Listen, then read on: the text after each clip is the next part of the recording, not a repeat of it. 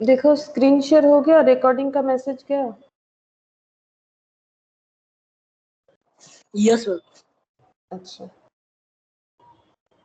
देखो हम लोग यहाँ पर सब्सिडियरी बुक्स पढ़ रहे थे, ठीक है। तो অর্পিতা আমি তোমাকে একটুখানি বলে দিচ্ছি সাবসিডিয়ারি বুকসটা কি, খুব একটা অসুবিধা হবে না, ঠিক আছে। আমি তোমাকে জাস্ট একটুখানি বুঝিয়ে দিচ্ছি সাবসিডিয়ারি বুকসটা কি। একই রকম ব্যাপারটা একই, শুধু কনসেপ্টটা একটু জানতে হবে, আমি বলে দিচ্ছি। देखो सब्सिडियरी बुक्स क्या है, फिर से सबको एक बार सुन लो सब्सिडियरी बुक्स क्या है। तो तुम लोग जर्नल लेजर तो सीख ही लियो, ठीक है। जर्नल लेजर कैसे जर्नल बनता है, जर्नल कैसे बनाते हो तुम लोग के पास एक डेटा रहता है, ठीक है। जिस डेटा कैसे होता है, जैसे मान लो कोई भी एक ट्रांजैक्शन है, लाइक ये देखो जैसे यहाँ पर एक ट्रांजैक्शन दिखा रहे विद डेट के साथ, जैसे देखो ये ऐसा ट्रांजैक्शन रहता है ना, जैसे पेड रेंट है ना, 7 तारीख को 7 जैन में हम लोगों ने रेंट पे किया 30 रुपीज, ये क्या है, ये एक ट्रांजैक्शन है, ठीक है। ट्रांजैक्शन है, इसको देख के तुम लोग अपना जर्नल एंट्री करते हो, फिर रेस्पेक्टिव अकाउंट में उसे पोस्ट करते हो, ठीक है।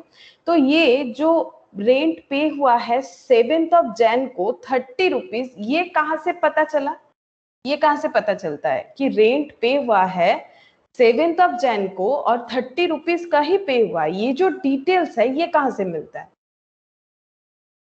ऐसा हर एक डिटेल्स, जैसे ये इसके नीचे देखो गुड्स बेच दिया है, हम लोगों ने शाम को कैश पे किया है, फर्नीचर परचेस किया है, सैलरी पे किया है, ये सब जो दिख रहा है ना, ये सब कहाँ से मिलता है ये डेटा, किसी भी एक ऑर्गेनाइजेशन का। ये कोई ऑर्गेनाइजेशन होगा, ठीक है, ये कोई बिजनेसमैन होगा जिसने अपना डेटा बताया है, तो उनको कैसे पता चलता है डेटा, बताओ।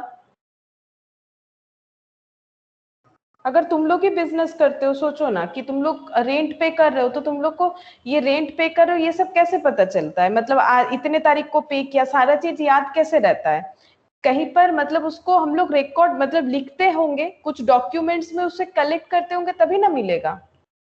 बोलो समझ में आ रहा है मेरा बात। Yes ma'am. Yes ma'am. हाँ, तो हम लोग कहीं ना कहीं लिखते हैं ना, उसको क्या बोला जाता है। देखो फर्स्ट हमें ये सब जर्नल एंट्री डायरेक्ट नहीं कर पाएंगे, फर्स्ट हमें क्या करना पड़ेगा, सारा डेटा कलेक्ट करना पड़ेगा। सारा डेटा मतलब किस दिन रेंट दिया था, किस दिन किसको कैश में बेचा था कोई प्रोडक्ट, किस दिन किसी से खरीदा था प्रोडक्ट, कब फर्नीचर बेचा था, कब सैलरी पे किया था, कब रेंट पे किया था, ये सब बिजनेस में जो भी काम हो रहे हैं उसके लिए हमें जब जर्नल एंट्री करना है लाइन बाय लाइन, ठीक है, तो डेट वाइज जो डेटा हमें कलेक्ट करना है, तो सबसे पहले हमें सारा डेटा क्या करना पड़ेगा, कलेक्ट करना पड़ेगा, ठीक है, कि मैंने पूरे मंथ में क्या क्या किया या फिर मैंने पूरे साल भर में क्या क्या किया, तो इसको बोलते हैं कलेक्शन ऑफ डेटा, ठीक है। अब कलेक्शन ऑफ डेटा कहाँ से होता है, सोर्स डॉक्यूमेंट, मतलब हम लोग जब भी मान लो परचेस कर रहे हैं तो उसका बिल बनता है, अगर हम लोग अपने क्रेडिटर से कुछ परचेस वगैरह कर रहे हैं, ठीक है, तो एक बिल बनेगा, ठीक है, इनवॉइस बनेगा, बिल बोला जाता है, बिल इनवॉइस ये सब होता है। तो वहां पर एक फाइल में हम लोग इसको, ये मैंने एक फाइल ड्रॉ किया था, ठीक है, एक फाइल के अंदर हमारा सारा डेटा जो है वो रहेगा। जैसे तुम लोग का मार्कशीट एक जगह पे रहता है ना, अगर कोई पूछेगा तुम लोग को कौन से साल में कितना मिला, ठीक है, मतलब 1 में कितना, 2 में कितना, 3 में, तो तुम लोग एक जगह पे वो सब डॉक्यूमेंट्स रखते हो ना। अगर मान लो कॉलेज में एडमिशन लेना है तो ये उस मतलब 10th का एडमिट चाहिए, 12th का, तो वो तो एक जगह पे एक फाइल में अच्छे तरीके से रखना पड़ता है ना। वैसे ही एक सोर्स डॉक्यूमेंट बिजनेसमैन को भी बनाना पड़ेगा जहां पर उसका लिखा हुआ रहेगा। ऐसे मान लो कोई इलेक्ट्रिसिटी बिल का डिस्प्यूट हो गया, तो प्रूफ के लिए हमारे पास वो बिल होना चाहिए। आज के डेट पे ऑनलाइन पे भी मिलता है, ठीक है, ऑनलाइन भी हम लोग अपना कंज्यूमर आईडी डालेंगे तो हमें प्रीवियस बिल दिखा दिया जाएगा। लेकिन फिर भी अगर हम लोग फिजिकल रखना चाहते हैं, फिजिकली बिल अपने पास रखना चाहते हैं, तो उसका प्रिंट आउट करके या फिर जो इलेक्ट्रिक बिल हमारे पास आता है उसका जो डॉक्यूमेंट्स है उसको हम लोग एक जगह पे इकट्ठा करके सारा डॉक्यूमेंट्स रख सकते हैं। तो पहले क्या करना पड़ेगा, हमें इकट्ठा करना है, यानी कलेक्ट करना है, कलेक्ट करके एक जगह पे रखना है, उसको हम लोग बोलेंगे सोर्स डॉक्यूमेंट, ठीक है। उसके बाद हमें इसे रिकॉर्डिंग करना है, जो जिसका नाम होता है जर्नल, जो तुम लोग कर रहे हो, ठीक है। सेकेंड स्टेज क्या होता है, रिकॉर्ड करना। वो सब डॉक्यूमेंट्स को अच्छे तरीके से हम लोग डेट वाइज अरेंज कर लेते हैं, डेट वाइज अरेंज कर लेते हैं, ठीक है। और अरेंज करने के बाद हम लोग उसका जर्नल एंट्री करते हैं, ठीक है, जर्नल एंट्री करते हैं। अब जर्नल एंट्री जहां पर होता है उसे हम लोग बोलते हैं जर्नल बुक, जर्नल एंट्री जहां होता है उसे हम लोग जर्नल बुक बोलते हैं। लेकिन अगर हमारा जर्नल का वॉल्यूम बहुत ज्यादा हो जाता है, ठीक है, तब हम लोग उसी जर्नल बुक को अलग अलग पार्ट में डिवाइड कर सकते हैं, ठीक है।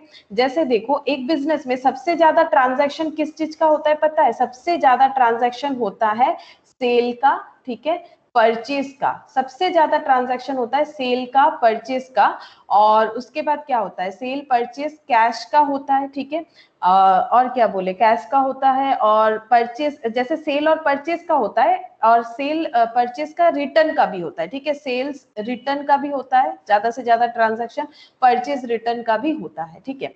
तो अब हमें अकाउंट्स में क्या बोला गया, अकाउंट्स में ये बोला गया कि जैसे देखो, जैसे ये वाला एग्जांपल मैंने पहले भी दिया था,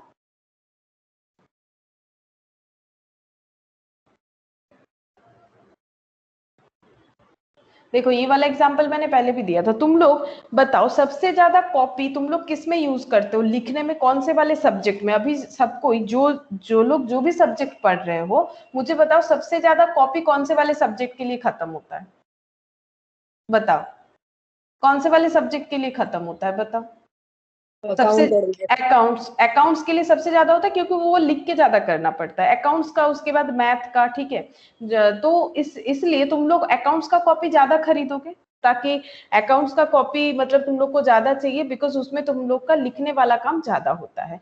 अगर तुम लोग एक ही जगह पे अकाउंट्स भी लिख रहे हो, एक ही कॉपी में, उसमें लॉ लिख रहे हो, उसमें मैथ लिख रहे हो, तो पूरा चीज जो है उसको, अब मान लो तुम लोग जिसमें अकाउंट्स लिख रहे हो आज, फिर मंडे उसी जगह में अकाउंट्स ढूंढोगे सेम कॉपी में, तो तुम लोग के लिए बहुत ही मतलब डिफिकल्ट काम हो जाएगा, ठीक है। तुम लोग उतना जल्दी फाइंड आउट नहीं कर पाओगे, क्योंकि बीच में और भी ज्यादा, और भी जितने भी क्लासेस है उसका मतलब डेटा भी अगर सेम कॉपी में लिखे जा रहे हो तो उसको फाइंड आउट करना टफ हो जाएगा, ठीक है।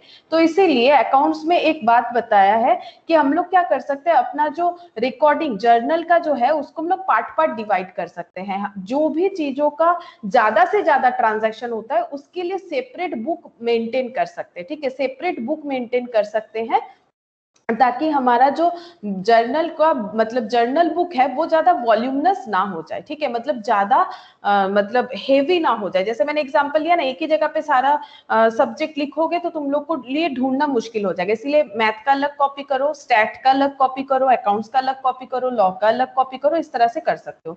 तो अकाउंट्स में हमें बोल रहा है कि जो भी ट्रांजेक्शन ज्यादा होता है उसका हम लोग अलग अलग बुक्स बनाएंगे, जर्नल का अलग अलग बुक्स बनाएंगे। ये देखो तो कितने तरह का इसको बोला जाता है, सब्सिडियरी बुक या फिर सब ऑर्डिनेट बुक। ये जो अलग अलग बुक होता है इसको बोला जाता है सब्सिडियरी बुक या सब्सिडियरी जर्नल।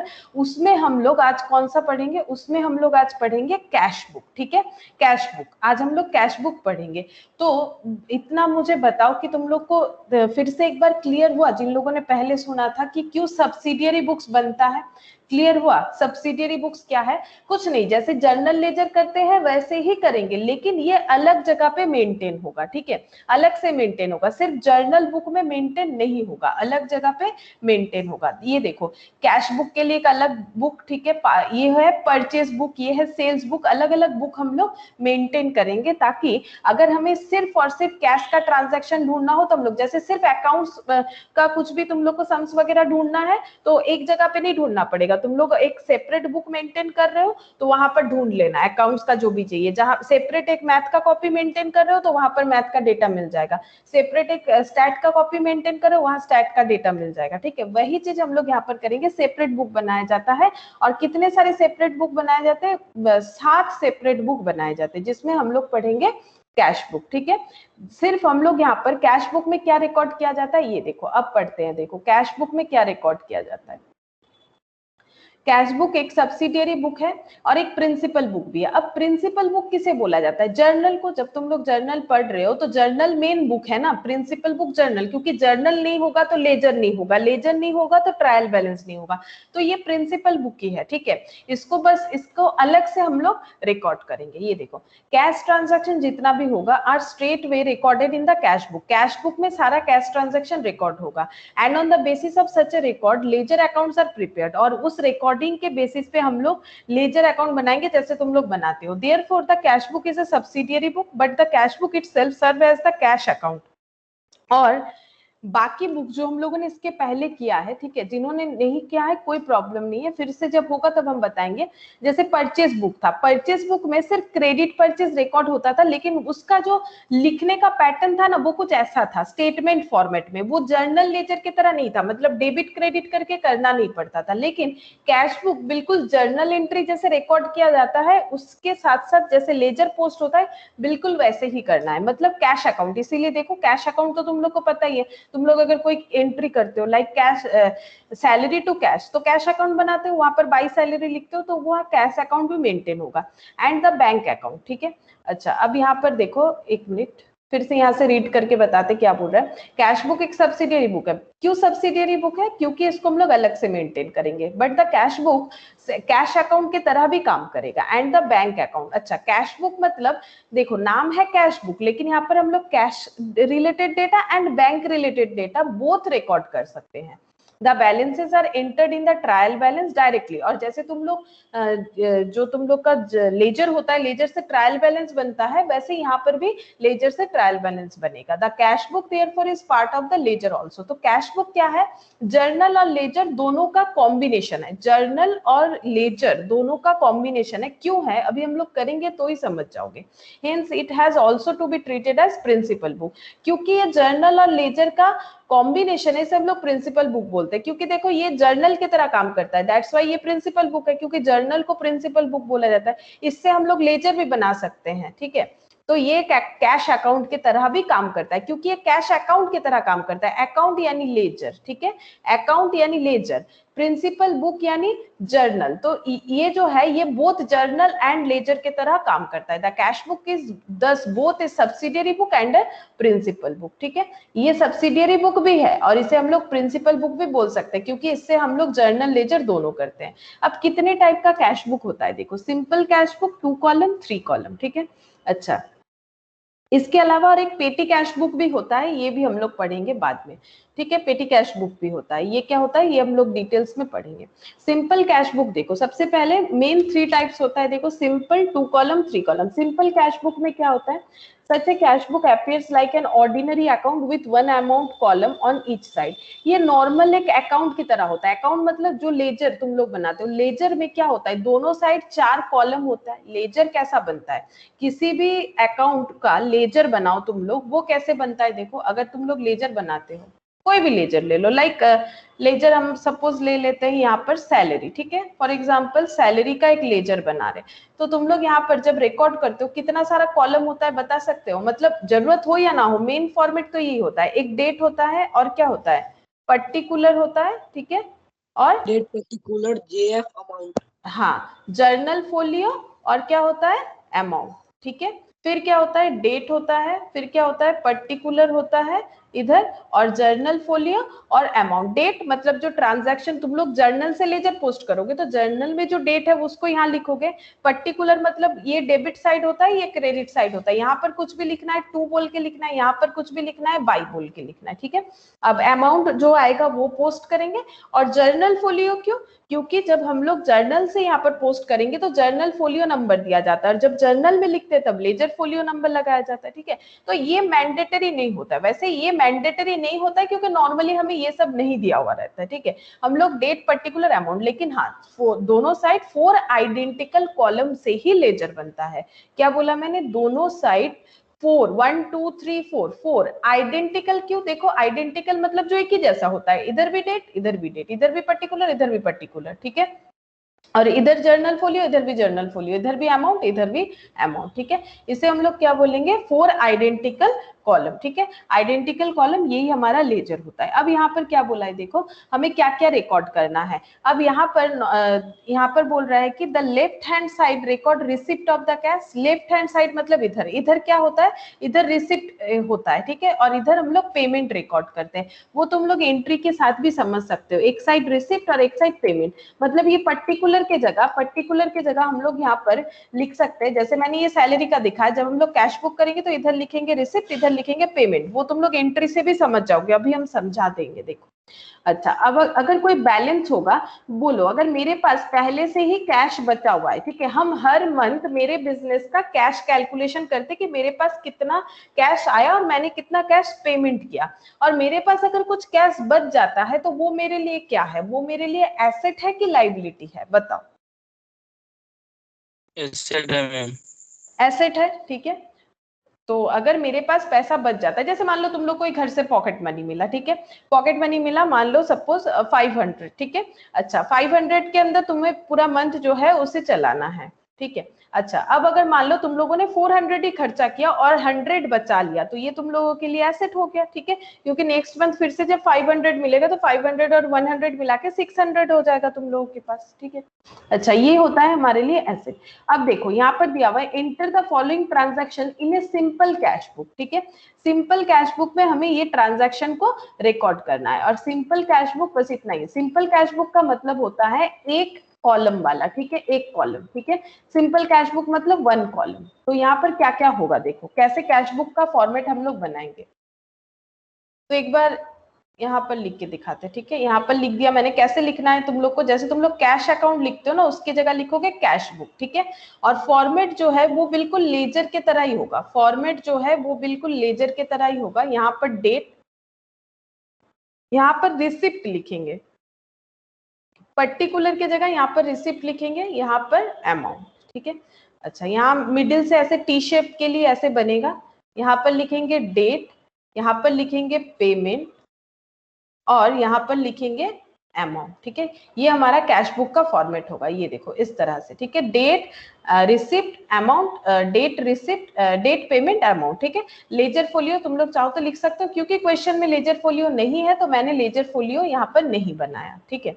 अच्छा, ये देखो ये बिल्कुल ऐसे बनेगा, और डेबिट क्रेडिट भी लिखना है हमें, और ऊपर कैश बुक, ये देखो यहाँ पर लिखेंगे डेबिट और यहाँ पर लिखेंगे क्रेडिट। तो तुम लोग को लेजर से कुछ डिफरेंसेस नहीं पता चलेगा, पर्टिकुलर की जगह रिसिप्ट पेमेंट लिखा हुआ है, और अगर तुम लोग पर्टिकुलर भी लिख देते हो तो भी ठीक है, कोई प्रॉब्लम नहीं होगा, ठीक है।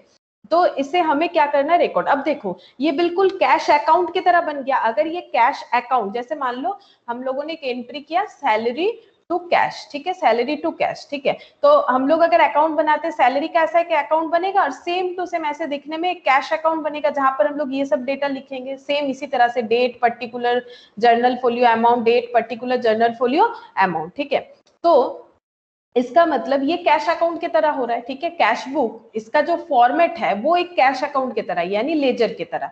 अब इसको जर्नल क्यों बोलेंगे, क्योंकि इसका हम लोग अलग से कोई जर्नल एंट्री नहीं करेंगे, लेकिन जर्नल एंट्री जैसे पोस्ट होता है लेजर में, उसी तरह से ही पोस्ट होगा। मतलब फर्स्ट टाइम जब हम लोग जर्नल बुक में एंट्री लिखते हैं तभी तो उसे प्रिंसिपल बुक बोलते हैं, तो फर्स्ट टाइम रिकॉर्डिंग यहाँ पर होगा, लेकिन रिकॉर्डिंग का जो फॉर्मेट है वो लेजर की तरह होगा। दैट्स वाई कैश बुक जो है वो जर्नल और लेजर दोनों का ही काम करता है, जर्नल और लेजर दोनों का ही काम करता है। इसीलिए ये पॉइंट बताया गया है, क्योंकि ऐसा क्वेश्चन पूछा जाता है कैश बुक को क्यों प्रिंसिपल बुक बोला जाता है, कैश बुक और कैश बुक को journal as well as ledger दोनों ही क्यों बोला जाता है, या फिर कैश बुक तो सब्सिडियरी बुक्स है, वो क्यों है वो तो मैंने बताया, क्योंकि इसे सेपरेटली हम लोग मेंटेन करते हैं, ठीक है।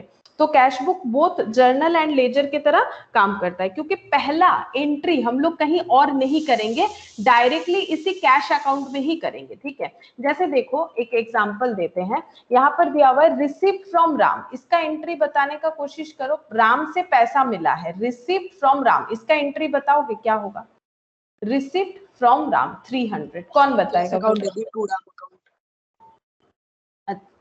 अच्छा, पैसा आ रहा है इसीलिए cash account debit to Ram, ये क्या बन गया, ये जर्नल एंट्री बन गया, ठीक है, ये जर्नल एंट्री बन गया। लेकिन हम लोग कैश बुक जब प्रिपेयर करेंगे तो ऐसा कोई अलग से रिकॉर्डिंग नहीं करेंगे, इसी रिकॉर्डिंग को डायरेक्टली कैश अकाउंट में दिखाएंगे, इसी रिकॉर्डिंग को डायरेक्टली कैश अकाउंट में दिखाएंगे, ठीक है। तभी इसको प्रिंसिपल बुक मतलब journal as well as ledger दोनों ही बोला जाता है, ठीक है। हम लोग अलग से इसका कोई जर्नल एंट्री नहीं करेंगे, जर्नल लेजर दोनों ही कंबाइंडली यहाँ पर करेंगे। अब देखो कैसे, सॉरी अब देखो कैसे हम लोग जर्नल एंट्री रिकॉर्ड करेंगे। 1 Jain cash in hand. Cash in hand का मतलब मेरे पास 1 जैन को 1200 रुपए है, ठीक है। जब मैंने मेरा मंथ स्टार्ट किया तो मेरे पास ऑलरेडी 1200 रुपए थे, तो कैश मेरे पास है, तो ये मेरे लिए क्या है, ये सोचो। कैश अगर मेरे पास है तो ये मेरे लिए क्या है, एसेट है ना, एसेट है, ठीक है। कैश मेरे पास है तो ये एसेट है, ठीक है। किसी को भी कुछ डाउट हो तो पूछ सकते हो। कैश मेरे पास है तो एसेट है। तो हम लोग यहाँ पर डेट लिखेंगे 2020, ठीक है। यहाँ पर मैंने ईयर लिख दिया। अच्छा, 1 जैन को हम लोग यहाँ पर एंट्री करेंगे, Jan 1, ठीक है। कैश अगर मेरे पास है, अगर एसेट है, एसेट का रिकॉर्डिंग कैसे होता है बोलो, एसेट किधर जाएगा, डेबिट साइड या क्रेडिट साइड, डेबिट साइड, ठीक है। ये क्लियर है। ऑल एसेट्स आर डेबिटेड, बोलो ऑल एसेट्स आर डेबिटेड होता है कि नहीं होता है, होता है। अच्छा, डेबिट साइड में हम लोग क्या लिखते हैं, 2। डेबिट साइड में हम लोग क्या लिखते हैं, 2। क्रेडिट साइड को कैसे लिखते हैं, बाई। तो अगर मेरे पास पहले से पैसा है तो हम बोलेंगे मेरे पास बैलेंस है, इतना पैसा बैलेंस है, तो इसको क्या बोला जाता है, टू बैलेंस, क्या बोलेंगे, ब्रॉड डाउन, यानी बीडी पहले से ही है तो हम लोग उसको बोलेंगे ब्रॉड डाउन। ब्रॉड मतलब क्या, ब्रिंग से ब्रॉड लेके आना। पिछले मंथ मतलब दिसंबर के एंड में शायद ये पैसा बच गया था, तो जनवरी के शुरुआत में स्टार्टिंग में हमारे पास 1200 आ गया, ठीक है। तो टू बैलेंस बीडी 1200, बोलो ये समझ में आया क्यों टू बैलेंस बीडी 1200 इधर होगा, क्या ये बात क्लियर है सबको? Yes ma'am. और पिता বোঝা গেছে? Yes, ma'am. ओके। अच्छा, अब देखो रिसीव्ड फ्रॉम राम, राम से पैसा मिला, बोलो एंट्री क्या होता है, तुम लोग अपने अपने कॉपी में लिखो, एंट्री से ही हो जाएगा। लेकिन एंट्री एक्चुअली हमें लिखना यहाँ पर नहीं है डायरेक्टली, क्योंकि ये कैश और मतलब ये जर्नल लेजर का कंबाइन है ना, तो इसीलिए देखो इस पर जर्नल एंट्री होके लेजर पोस्टिंग नहीं होगा। जर्नल हम लोग दिमाग में रखेंगे, लेजर को यहाँ पोस्ट करना पड़ेगा, ठीक है। लेकिन अभी स्टार्टिंग में अगर किसी को प्रॉब्लम होता है तो तुम लोग जर्नल लिख सकते हो। तो रिसीव फ्रॉम राम हम यहाँ पर खुद तुम लोग को लिख के दिखाते हैं, पैसा मिला राम से, तो कैश अकाउंट क्या हो जाएगा, डेबिट, ठीक है। 2, अगर राम से पैसा मिल गया तो राम से जब पैसा मिलने वाला था तो राम मेरा डेटर था, और राम से पैसा मिल गया तो डेटर को कैंसिल करेंगे तो डेटर डेबिट होता है, डेटर को जब कैंसिल करेंगे तो वो क्या हो जाएगा, क्रेडिट। डेटर डेबिट होता है, डेटर को जब कैंसिल करेंगे वो क्रेडिट होगा। बोलो ये एंट्री जो होता है वो समझ में आया, कैश टू राम, ये ठीक है, कैश टू राम। अच्छा, अब हम लोग इसका एंट्री करेंगे, कैश टू राम, याद रखो या फिर लिखो कॉपी में, एंट्री होगा। अच्छा, कैश में कभी कैश का एंट्री नहीं होता, ये बात दिमाग में छाप लो। कैश टू राम, कैश में कैश नहीं जाएगा। जैसे हम लोग अपना नाम ज्यादा नहीं बोलते हैं, कोई पूछता है तभी बोलते हैं, बाकी हम लोग का नाम सब यूज करता है, ठीक है। मतलब हमारे नाम से बाकी लोग हमें बुला सकते हैं, लेकिन हम लोग खुद का नाम कितना यूज करते हैं, नहीं करते, बहुत ही कम करते हैं ना। तो वैसे ही देखो, कैश बुक में कैश नहीं जाएगा तो बचा क्या, कैश टू राम। कैश में अगर कैश नहीं जाएगा, टू राम बचा। तो तुम लोग देखो, टू राम अगर बचा, टू साइड कौन सा है, ये वाला। टू साइड कौन सा है, ये वाला। तो टू क्या लिखेंगे, राम, ठीक है। और अमाउंट जितना था उतना लिख देंगे। अरे ये बार बार ओपन करते हैं। राम अमाउंट कितना था, 300, ठीक है, 300 हो गया। अच्छा, अब नेक्स्ट देखो, नेक्स्ट बोल रहा है पेड रेंट, इसका एंट्री क्या होगा, बोलो रेंट पेमेंट का एंट्री क्या होगा, कैश अकाउंट नहीं, rent account debit to cash. Rent एक एक्सपेंस है, ठीक है, तो एंट्री क्या होगा, रेंट टू कैश, ठीक है, जितना रुपीस बताया जा रहा है उतना।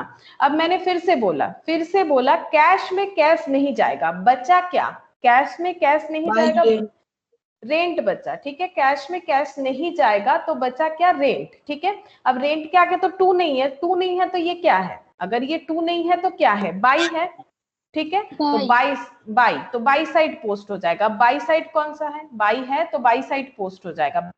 बाई साइड ये वाला है, हम लोग क्या लिखेंगे, बाई रेंट, कितना हो जाएगा, 30, जितना दिया है। यहाँ पर भी हम लोग डेट लिख लेते हैं, डेट देखो क्या है, 2020, और इसका डेट है, ये Jan 5 था, ये 7 है, ये 5 है Jan का, ये Jan 7 है, ठीक है।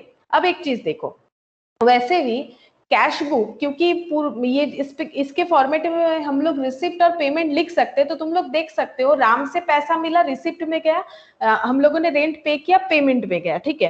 अब तुम लोग ऐसे भी याद रख सकते हो, लेकिन अगर तुम लोग एंट्री और पोस्टिंग के साथ याद करोगे तो तुम लोग का जर्नल लेजर भी स्ट्रांग होते जाएगा। वैसे पेमेंट करोगे तो इधर लिखना है, रिसिप्ट करोगे तो इधर लिखना है, ये तो होगा ही, ठीक है, अगर रिसिप्ट पेमेंट लिख दोगे। लेकिन बाई चांस अगर तुम लोग किसी भी रीजन से ये रिसिप्ट और पेमेंट को उल्टा लिख देते हो, ठीक है, हो सकता है उल्टा लिख दिया, लेकिन अगर तुम लोग अपना जर्नल और लेजर का कंसेप्ट सही रखोगे तो ये उल्टा लिखने से भी क्या हो, बाकी क्वेश्चन तुम लोग सही करोगे, बाकी उसके बाद ये तुम्हारे ध्यान में आ जाता है तो तुम लोग इसको फिर ठीक कर सकते हो। लेकिन अगर तुम लोग इधर पेमेंट लिख देते हो, इधर रिसिप्ट लिख देते हो, फिर उसके हिसाब से करते जाते हो तो उसमें गलत होने का चांसेस बढ़ जाएगा, ठीक है। अच्छा, अब सोल्ड गुड्स फॉर कैश, इसका एंट्री क्या होगा? अगर गुड्स बेचेंगे तो हमारे पास कैश आएगा, cash account debit to sales, ठीक है, गुड्स बेचेंगे तो cash account debit to sales, amount तो कुछ एक जरूर होगा, दैट इज 300।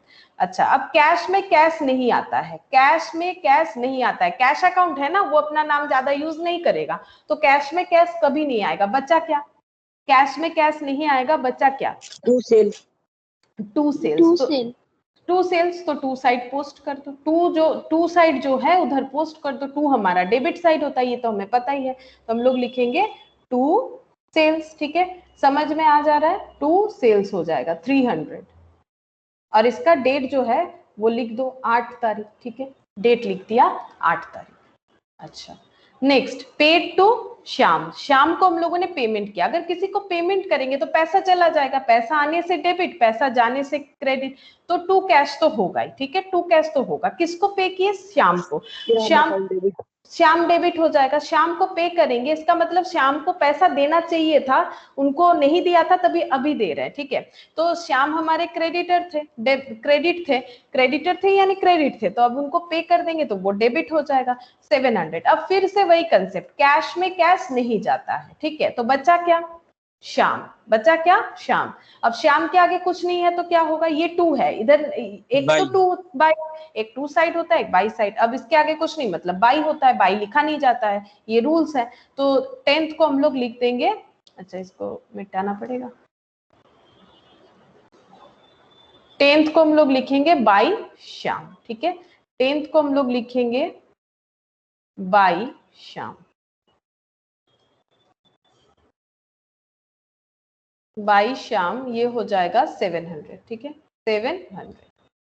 अच्छा, अब देखो, परचेज फर्नीचर, फर्नीचर खरीदा है हम लोगों ने, तो क्या एंट्री होगा? खरीदने से पैसा जा रहा है, अगर हम लोग किसी से कुछ खरीदते हैं तो पैसा जाएगा टू कैश, और क्या खरीदा?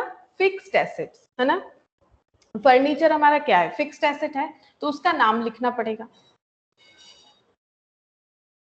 फर्नीचर अकाउंट डेबिट, ठीक है, टू कैश, ये अमाउंट है 200। अच्छा, 200, अब फिर से वही कंसेप्ट, कैश में कैश नहीं जाएगा तो क्या बचा? कैश में कैश नहीं जाएगा तो क्या बचा? फर्नीचर, इसके आगे कुछ नहीं, मतलब क्या है? बाई है, तो हम लोग बाई साइड लिखेंगे, बाई फर्नीचर 200। तुम लोग खुद से भी धीरे धीरे कर सकते हो, ठीक है, और मेरे साथ सुनते जाओ, गलत हो रहा है तो चेक करो, नहीं समझ में आ रहा है तो पूछो। बाई फर्नीचर, ठीक है, बाई फर्नीचर ये हो जाएगा 200। अच्छा, इसका डेट है 27। अच्छा, पेड सैलरी, 31st को पेड सैलरी, सैलरी पे करने से एंट्री क्या होता है? कैश चला जाएगा टू कैश, और सैलरी को क्या करेंगे? डेबिट टू कैश, हाँ, सैलरी मेरा एक्सपेंस है, salary account debit to cash, फिर से वही कंसेप्ट, कैश में कैश कभी नहीं आता है, तो बचा क्या? सैलरी, अब बाई साइड जाएगा, टू तो नहीं है, ये टू साइड तो नहीं है, बाई है, तो बाई सैलरी 31st को 100 रुपीज,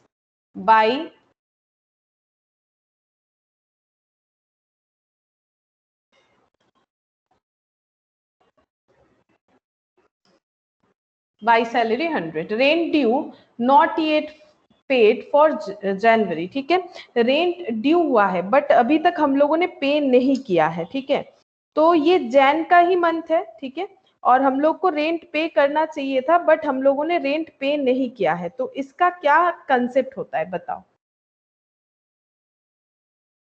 ये मेरा आउटस्टैंडिंग है, ये आउटस्टैंडिंग है। जब हम लोगों को खर्चा पे कर देना चाहिए, टाइम भी आ गया है लेकिन हम लोगों ने खर्चा पे नहीं किया है, तो इसको हम लोग क्या बोलते हैं, आउटस्टैंडिंग बोलते हैं। आउटस्टैंडिंग यानी बाकी, आउटस्टैंडिंग यानी बाकी। बाकी कब होता है, हम लोगों ने सर्विस ले लिया, मतलब रेंट, किसी के घर पे रह रहे तभी तो रेंट देना पड़ेगा, इसका मतलब हम लोगों ने सर्विस ले लिया बट उसका पेमेंट नहीं किया, तो फिर क्या करना पड़ेगा, ये आउटस्टैंडिंग है। अगर आउटस्टैंडिंग है तो उसका एंट्री कैसे करेंगे, बोलो उसका एंट्री क्या होता है आउटस्टैंडिंग का।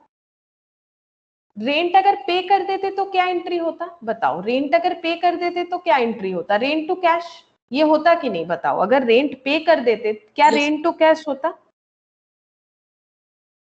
बोलो सबको समझ में आ रहा है क्या रेंट टू कैश Yes, होता। yes. हाँ अच्छा, रेंट टू कैश होता, बट अभी पे नहीं किया तो कैश क्या आउटफ्लो हुआ है, क्या कैश आउटफ्लो हुआ है, नहीं हुआ। लेकिन Outstanding rent account debit to rent. हाँ, क्योंकि अभी हमारा क्या हो गया, लाइबिलिटी जनरेट हो गया है, मेरा टाइम आ गया पेमेंट करने का, मैंने पेमेंट नहीं किया तो ये मेरे लिए क्या हो गया, लाइबिलिटी। तो मेरा क्या चीज का लाइबिलिटी हो गया है, रेंट का। मेरा खर्चा तो ये है लेकिन मेरा रेंट का लाइबिलिटी हो गया है, तो एंट्री क्या होगा, rent account debit to outstanding rent. क्या होगा, rent account debit to outstanding, ये हम शॉर्ट में लिखे हैं O/S, यानी आउटस्टैंडिंग रेंट।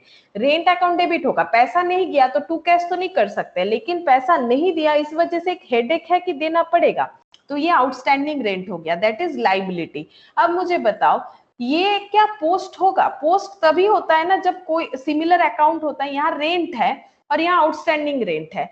क्या हमारे अकाउंट का नाम रेंट या आउटस्टैंडिंग रेंट है, या फिर हमारे अकाउंट का नाम कैश बुक है, बोलो। कैश बुक है मैम। तो फिर क्या पोस्ट होगा, बोलो क्या पोस्ट हो सकता है, नो मैम। No, ma'am. नहीं होगा, पोस्ट नहीं No, होगा, नहीं होगा। इसका मतलब ठीक है, तो सबको समझ में आ रहा है, सबको आंसर दो तो मुझे क्लियर हो जाएगा समझ में आ रहा है कि नहीं। तो इसका मतलब पोस्ट नहीं होगा, तो इसको हम लोग पोस्ट नहीं करेंगे। और जब मैंने सब्सिडियरी बुक स्टार्ट किया था तब मैंने एक चीज बताया था, देखो ये यहाँ पर भी देख सकते हो, कैश बुक, इसमें सिर्फ और सिर्फ किस चीज का ट्रांजैक्शन रिकॉर्ड होगा, ये देखो यहाँ पर मैंने तुम लोग को जब रीड किया था तभी बताया था, cash transaction are straightway recorded in the cash book, सिर्फ सिर्फ सिर्फ कैश ट्रांजैक्शन, ओनली कैश और बैंक ट्रांजैक्शन, मतलब किसी भी तरह का आउटस्टैंडिंग या फिर क्रेडिट वगैरह कुछ नहीं जाएगा, कुछ नहीं, सिर्फ कैश का ट्रांजैक्शन रिकॉर्ड होगा, ठीक है। तो ये वाला 31st वाला नहीं होगा। बस अब हम लोग को क्या करना है, बैलेंस करना है, तो हम लोग बैलेंस करेंगे, जैसे लेजर बैलेंस करते हैं। अब देखो लेजर बैलेंस, इसका मतलब क्या हो गया, मेरे पास पूरे मंथ बिजनेस करके कितना पैसा आया, 1200, 300, 300। देखो ये पैसा मेरे पास पहले से था 1200 है ना, और राम से मुझे 300 मिला, सेल्स करके मुझे 300 मिला, तो मेरे पास टोटल कितना पैसा आ गया 1800। और मैंने खर्चा कितना किया, देखो 1800 और मैंने खर्चा कितना किया 30, 700, 200, 100, 7 and 2 9 and 1 1000, 1030, 1030. 1030। तो मेरा बैलेंस कितना बचा, माइनस करके देखो, इधर भी 1800 हो जाएगा, मेरा बैलेंस कितना बचा 770। 770. 770। देखो माइनस करके इतना ही आ रहा है, ये बाई साइड आ रहा है तो बाई लिखेंगे, बैलेंस आ रहा है तो बैलेंस लिखेंगे। अब ये क्लोजिंग बैलेंस है तो इसे कैरेट डाउन लिखा जाता है, जब ये नेक्स्ट मंथ चला जाएगा तब ये ओपनिंग हो जाएगा। अब इसका डेट क्या देंगे 31st ऑफ जैन, क्योंकि जैन ही हमारा मंथ एंड होता है, मतलब सॉरी 31st ही हमारा जैन का मंथ एंड होता है, क्योंकि जनवरी जो है वो 31st का होता है। अब इसको जब हम लोग ब्रॉड डाउन करेंगे नेक्स्ट, तो ये फेब को आ जाएगा, फरवरी को 2 लिखेंगे, फिर ये वाला 2 बैलेंस बीडी, ठीक है। अब जब भी तुम लोग कैश बुक बनाओगे तो बैलेंस तुम लोग का इधर ही आएगा, इधर नहीं आएगा, ये बात सुनो ठीक से। जब भी तुम लोग कैश बुक बनाओगे बैलेंस जो है वो इधर ही आएगा, इधर नहीं आएगा। ऐसा क्यों, ऐसा क्यों, इसीलिए अगर तुम लोग बिजनेस से ही, तो हम लोग खर्चा अपना पेमेंट कर रहे हैं, अगर हम लोग अपना बिजनेस जो रन करवा रहे हैं उसी से सैलरी पे कर रहे हैं, फर्नीचर खरीद रहे हैं, रेंट दे रहे हैं, शाम को पेमेंट कर रहे हैं, ठीक है, तो ये सब जो पेमेंट कर रहे हैं ये हमारे पास जो पैसा आ रहा है उसी से कर रहे हैं। मुझे एक चीज बताओ, क्या ऐसा हो सकता है कि मेरे पास आया 1000 रुपए और मैंने खर्चा कर दिया 1200, ये हो सकता है? मतलब ये तो सिर्फ कैश का हो रहा है। उधार में हो सकता है कि मैंने 1000 रुपए कमाए लेकिन 1200 मैंने पेमेंट किए किसी को, वो कैसे हो सकता है? मैंने 1000 में 1000 पेमेंट कर दिया, 200 बाकी रख दिया, लेकिन यहाँ पर तो बाकी का केस नहीं है, यहाँ पर सारा का सारा कैश ट्रांजेक्शन है। तो मेरे पास अगर 1800 रुपए कैश है तो हम मैक्सिमम कितना कैश खर्चा कर सकते हैं बताओ? मेरे पास अगर 1800, ये बात समझ में आया? अगर मेरे पास 1800 रुपए पूरे जनवरी में मेरे पास आया है, सेल करके राम से पैसा मिला है और 1200 रुपए पहले से था, अगर मेरे पास 1800 रुपए है तो मैक्सिमम हम कितना खर्चा कर सकते हैं? क्योंकि मुझे पूरा कैश दिखाना है। वैसे हम उधार में कुछ भी ले सकते हैं, 10,000 का सामान भी ले सकते हैं, लेकिन यहाँ तो क्रेडिट का कोई बात नहीं आ रहा है, यहाँ पर only cash payment, cash receipt. तो अगर मेरे पास कैश रिसिप्ट 1800 का है तो उससे ज्यादा कैश पेमेंट क्या पॉसिबल है? सोचो तुम लोग के पास अगर 1800 है, तुम्हें हर चीज कैश में ही पे करना है, तो तुम लोग मैक्सिमम कितना पे कर सकते हो, कितना खर्चा कर सकते हो? 1800 मैम। 1800, उससे ज्यादा क्या हम लोग कर सकते हैं? नहीं कर सकते हैं। तो या तो मेरा इधर बैलेंस आएगा नहीं, मतलब मेरा जितना अर्निंग हुआ उतना ही मैंने खर्चा कर दिया, या फिर मेरा बैलेंस आ सकता है लेकिन बैलेंस इधर नहीं आएगा। इधर बैलेंस आने का मतलब क्या हो गया पता है? इधर कब बैलेंस आएगा? जब इधर ज्यादा हो रहा है। अगर इधर 1800 हो रहा है, मतलब मैंने खर्चा कर दिया 1800, ठीक है, और इधर मेरा आ रहा है सपोज 1700 आ रहा है, ठीक है, और मेरे पास पैसा है 1700, ये पॉसिबल है, तब जाके इधर बैलेंस होगा। अगर मेरा ये सब टोटल करके सपोज 1700 आ रहा है, इधर 1800 आ रहा है, तो इधर बैलेंस आएगा। लेकिन एक चीज सोचो, क्या ये पॉसिबल है? मैंने 1800 खर्चा कर दिया और मेरे पास 1700 था, ये कभी नहीं पॉसिबल है। तो तुम लोग समझ रहे हो कि इधर कभी भी बैलेंस आएगा? फिर नहीं आएगा। क्यों नहीं आएगा समझ में आ रहा है? क्योंकि इस पे शॉर्ट क्वेश्चंस बनता है, तो इसको समझने का भी कोशिश करो, और बड़ा लॉजिकल चीज भी है। देखो मेरे पास अगर 100 रुपए है कैश और मुझे कैश में ही सारा चीज खरीदना है, खर्चा करना है, तो हम 100 रुपए ही खर्चा कर सकते हैं, उससे 1 रुपया भी ज्यादा नहीं कर सकते। तो इसका मतलब मेरे पेमेंट साइड में जो दिख रहा है, पेमेंट करने के बाद या तो मेरे पास पैसा बचेगा या तो कुछ नहीं बचेगा, ठीक है, या तो पेमेंट करने के बाद पैसा बचेगा या तो कुछ नहीं बचेगा, लेकिन इधर बैलेंस नहीं आएगा। इधर बैलेंस कब आएगा? जब मेरा खर्चा ज्यादा है। अगर इधर बैलेंस ज्यादा आ रहा है तभी जाके ना इधर बैलेंस आएगा, तो इधर बैलेंस आना पॉसिबल नहीं है, ठीक है। तो इसीलिए ये बोला जाता है कि इधर हमेशा कौन सा बैलेंस आएगा? ये क्रेडिट साइड में तो लिखा है, लेकिन ये बैलेंस है कौन सा बैलेंस? Debit balance. इस बैलेंस को क्या बोलते हैं? इस बैलेंस को बोलते हैं डेबिट बैलेंस। क्यों बोलो डेबिट बैलेंस बोलते हैं? क्योंकि डेबिट जितना है उसमें से उधार लेके हम लोगों ने यहाँ 770 लिखा। इधर तो कम आया था, इधर तो कम आया था ना। इधर कितना आया था? इधर आया था हमारा 1030। इधर कितना आया था? ये सब टोटल करके 1030 आया था। तो इधर से तो बैलेंस ले नहीं सकते। ये 770 कौन दिया? 1800 दिया, ठीक है। इसीलिए इस बैलेंस को क्या बोलते हैं? डेबिट बैलेंस बोलते हैं। डेबिट बैलेंस क्रेडिट साइड में लिखा जाता है, ठीक है। डेबिट बैलेंस ही क्रेडिट साइड में लिखा जाता है, तो इसको हम लोग बोलते हैं डेबिट बैलेंस। बोलो इतना क्लियर है? ये पूरा पॉइंट क्लियर है? Yes ma'am. Yes ma'am. Okay, अच्छा, ये हो गया हमारा सिंगल कॉलम कैश बुक, ठीक है। अब प्रैक्टिस के लिए हम लोग और भी क्वेश्चन देंगे जो कर सकते हो। अभी हम लोग थोड़ा सा डबल कॉलम में चलते हैं। देखो डबल कॉलम कैश बुक, अच्छा देखो जो मैंने पॉइंट बताया वो यहाँ पर भी है, जब पीडीएफ शेयर करेंगे तो यहाँ से पढ़ना। In the simple cash book only the cash receipt and cash payments are recorded. वो तो तुम लोगों ने देखा, सिर्फ कैश रिसिप्ट कैश पेमेंट ही रिकॉर्ड होगा क्योंकि सिंगल कॉलम था। अब ये सिंगल कॉलम बार बार जो हम बोल रहे हैं ये क्या है? ये जब डबल कॉलम करोगे समझ जाओगे। The total of debit side is always greater than total of credit side। ये देखो total of debit side is always greater than total of credit side, क्योंकि ये receipt side है, ये payment side है, ठीक है। Since the payment cannot exceed the available cash, क्योंकि हमारे पास अगर available cash जितना है उससे ज्यादा हम लोग पेमेंट कर ही नहीं सकते हैं, पेमेंट नहीं कर सकते, ठीक है, पॉसिबल ही नहीं है। जैसे मैंने बोला अगर तुम्हारे पास 100 रुपए है, मार्केट में जा रहे हो, सारा चीज तुम लोग को कैश में ही खरीदना है, तो 100 रुपए का सामान ही खरीद के घर आओगे, उससे ज्यादा खरीद ही नहीं सकते हो। उधार का बात तो नहीं हो रहा है, क्योंकि कैश बुक जो है वहां पर सिर्फ और सिर्फ कैश ट्रांजैक्शन ही रिकॉर्ड होगा, चाहे कैश आए चाहे कैश जाए। Simple cash book is like an ordinary account. Simple cash book जो है ये एक ऑर्डिनरी अकाउंट की तरह ही काम करता है। देखो तुम लोगों ने नया क्या सीखा? कुछ भी नहीं, जैसे तुम लोग लेजर पोस्ट करते हो वैसे ही कर दिया। ऑर्डिनरी अकाउंट मतलब कैश अकाउंट की तरह ही हुआ, लेकिन हम लोग जर्नल करके लेजर पोस्ट करते हैं, यहाँ पर वो चीज नहीं होगा। जर्नल दिमाग में रखो और उसके साथ साथ इसका पोस्टिंग करो, इसीलिए कैश बुक को journal as well as ledger दोनों चीज बोला जाता है, ठीक है। अच्छा अब देखो डबल कॉलम कैश बुक क्या होता है। डबल कॉलम कैश बुक में हमारा अमाउंट जो है यहाँ पर एक कॉलम था, यहाँ पर दो कॉलम हो जाएगा, ठीक है। अब देखो कैसा यहाँ पर दिया है, if along with columns for amounts to record cash receipt and cash payment another column is added। अगर कैश रिसिप्ट और कैश पेमेंट को छोड़ के अगर और कोई कॉलम ऐड हो जाता है तो उसको हम लोग बोलते हैं डबल कॉलम कैश बुक। यहाँ पर देखो क्या कॉलम ऐड हुआ है, कैश डिस्काउंट अलाउड और डिस्काउंट रिसिप्ट, और एक column on the debit side showing bank receipt, another bank column on the credit side showing payment through bank, it is A double column cash book. मतलब दोनों side क्या क्या record हो सकता है। मेरे पास ऑलरेडी अमाउंट का दो कॉलम था, इसके अलावा यहाँ पर हमें डिस्काउंट रिसिप्ट, डिस्काउंट अलाउड का कॉलम रिकॉर्ड हो सकता है या फिर बैंक का कॉलम ऐड हो सकता है। मतलब ये देखो यहाँ पर दिखाते हैं तब क्लियरली, ये देखो एक अमाउंट का कॉलम है, एक डिस्काउंट का कॉलम है, तो एक डिस्काउंट रिसिप्ट और एक डिस्काउंट पेमेंट, इस तरह से डबल कॉलम कैश बुक बन सकता है या फिर और एक तरह से बन सकता है। ये देखो और एक तरह से बन सकता है जो कि इन्होंने नहीं दिखा है लेकिन हम यहाँ पर दिखाते हैं। ये देखो सपोज ये वाला कॉलम नहीं है डिस्काउंट वाला, तो कौन कौन सा कॉलम बनेगा, कैश बैंक। तो डबल कॉलम कैश बुक किस तरह से बन सकता है, डबल कॉलम कैश बुक इस तरह से बन सकता है। 3 टाइप का डबल कॉलम कैश बुक हो सकता है। ये देखो हम दिखाते हैं डबल कॉलम कैश बुक कौन कौन सा दो कॉलम से बन सकता है।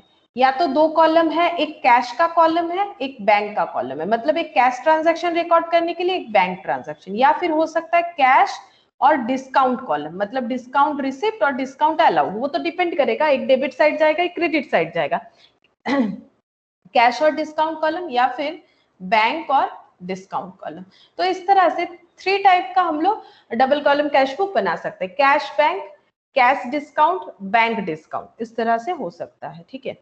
अच्छा अब हम लोग यहाँ पर फिर से चलते हैं, देखो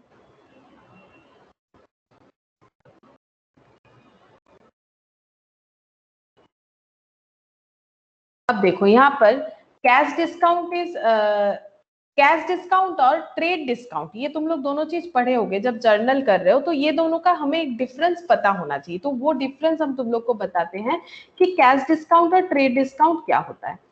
तो देखो ट्रेड डिस्काउंट जो जर्नल में कभी रिकॉर्ड नहीं होता है, जर्नल एंट्री में जो तुम लोग कैश डिस्काउंट अलाउड डेबिट या फिर डिस्काउंट टू डिस्काउंट रिसिप्ट, मतलब डिस्काउंट अलाउड और डिस्काउंट रिसिप्ट जो रिकॉर्ड करते हैं वो कौन सा डिस्काउंट है, वो ट्रेड डिस्काउंट है कि कैश डिस्काउंट है। ऑब्वियसली वो कैश डिस्काउंट है, ठीक है।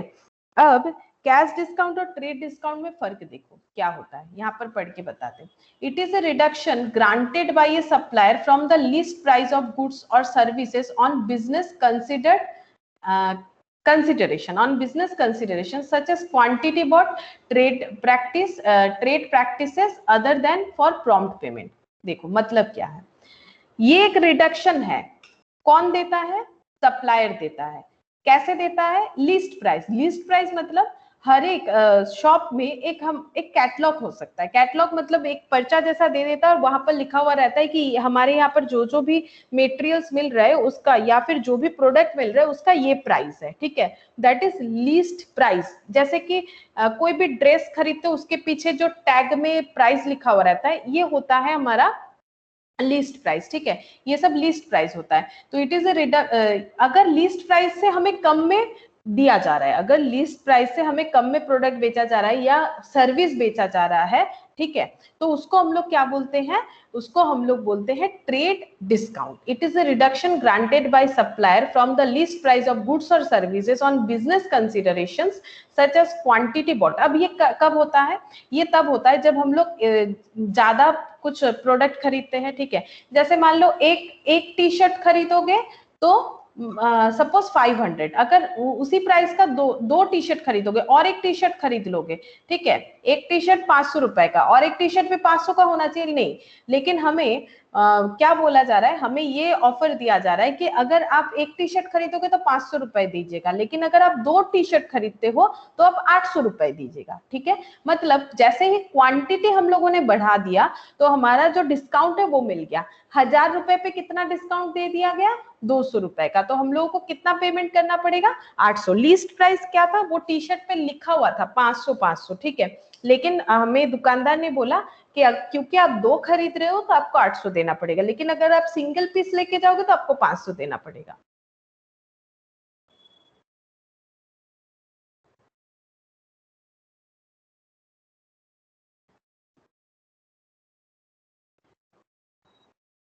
ठीक है, अगर आप सिंगल पीस लेके जाओगे तो आपको 500 देना पड़ेगा, ऐसा बोल सकता है। ठीक है, तो ये जो डिस्काउंट हमें मिल रहा है इसे बोला जाता है ट्रेड डिस्काउंट। बोलो, ट्रेड डिस्काउंट समझ में आया क्या होता है?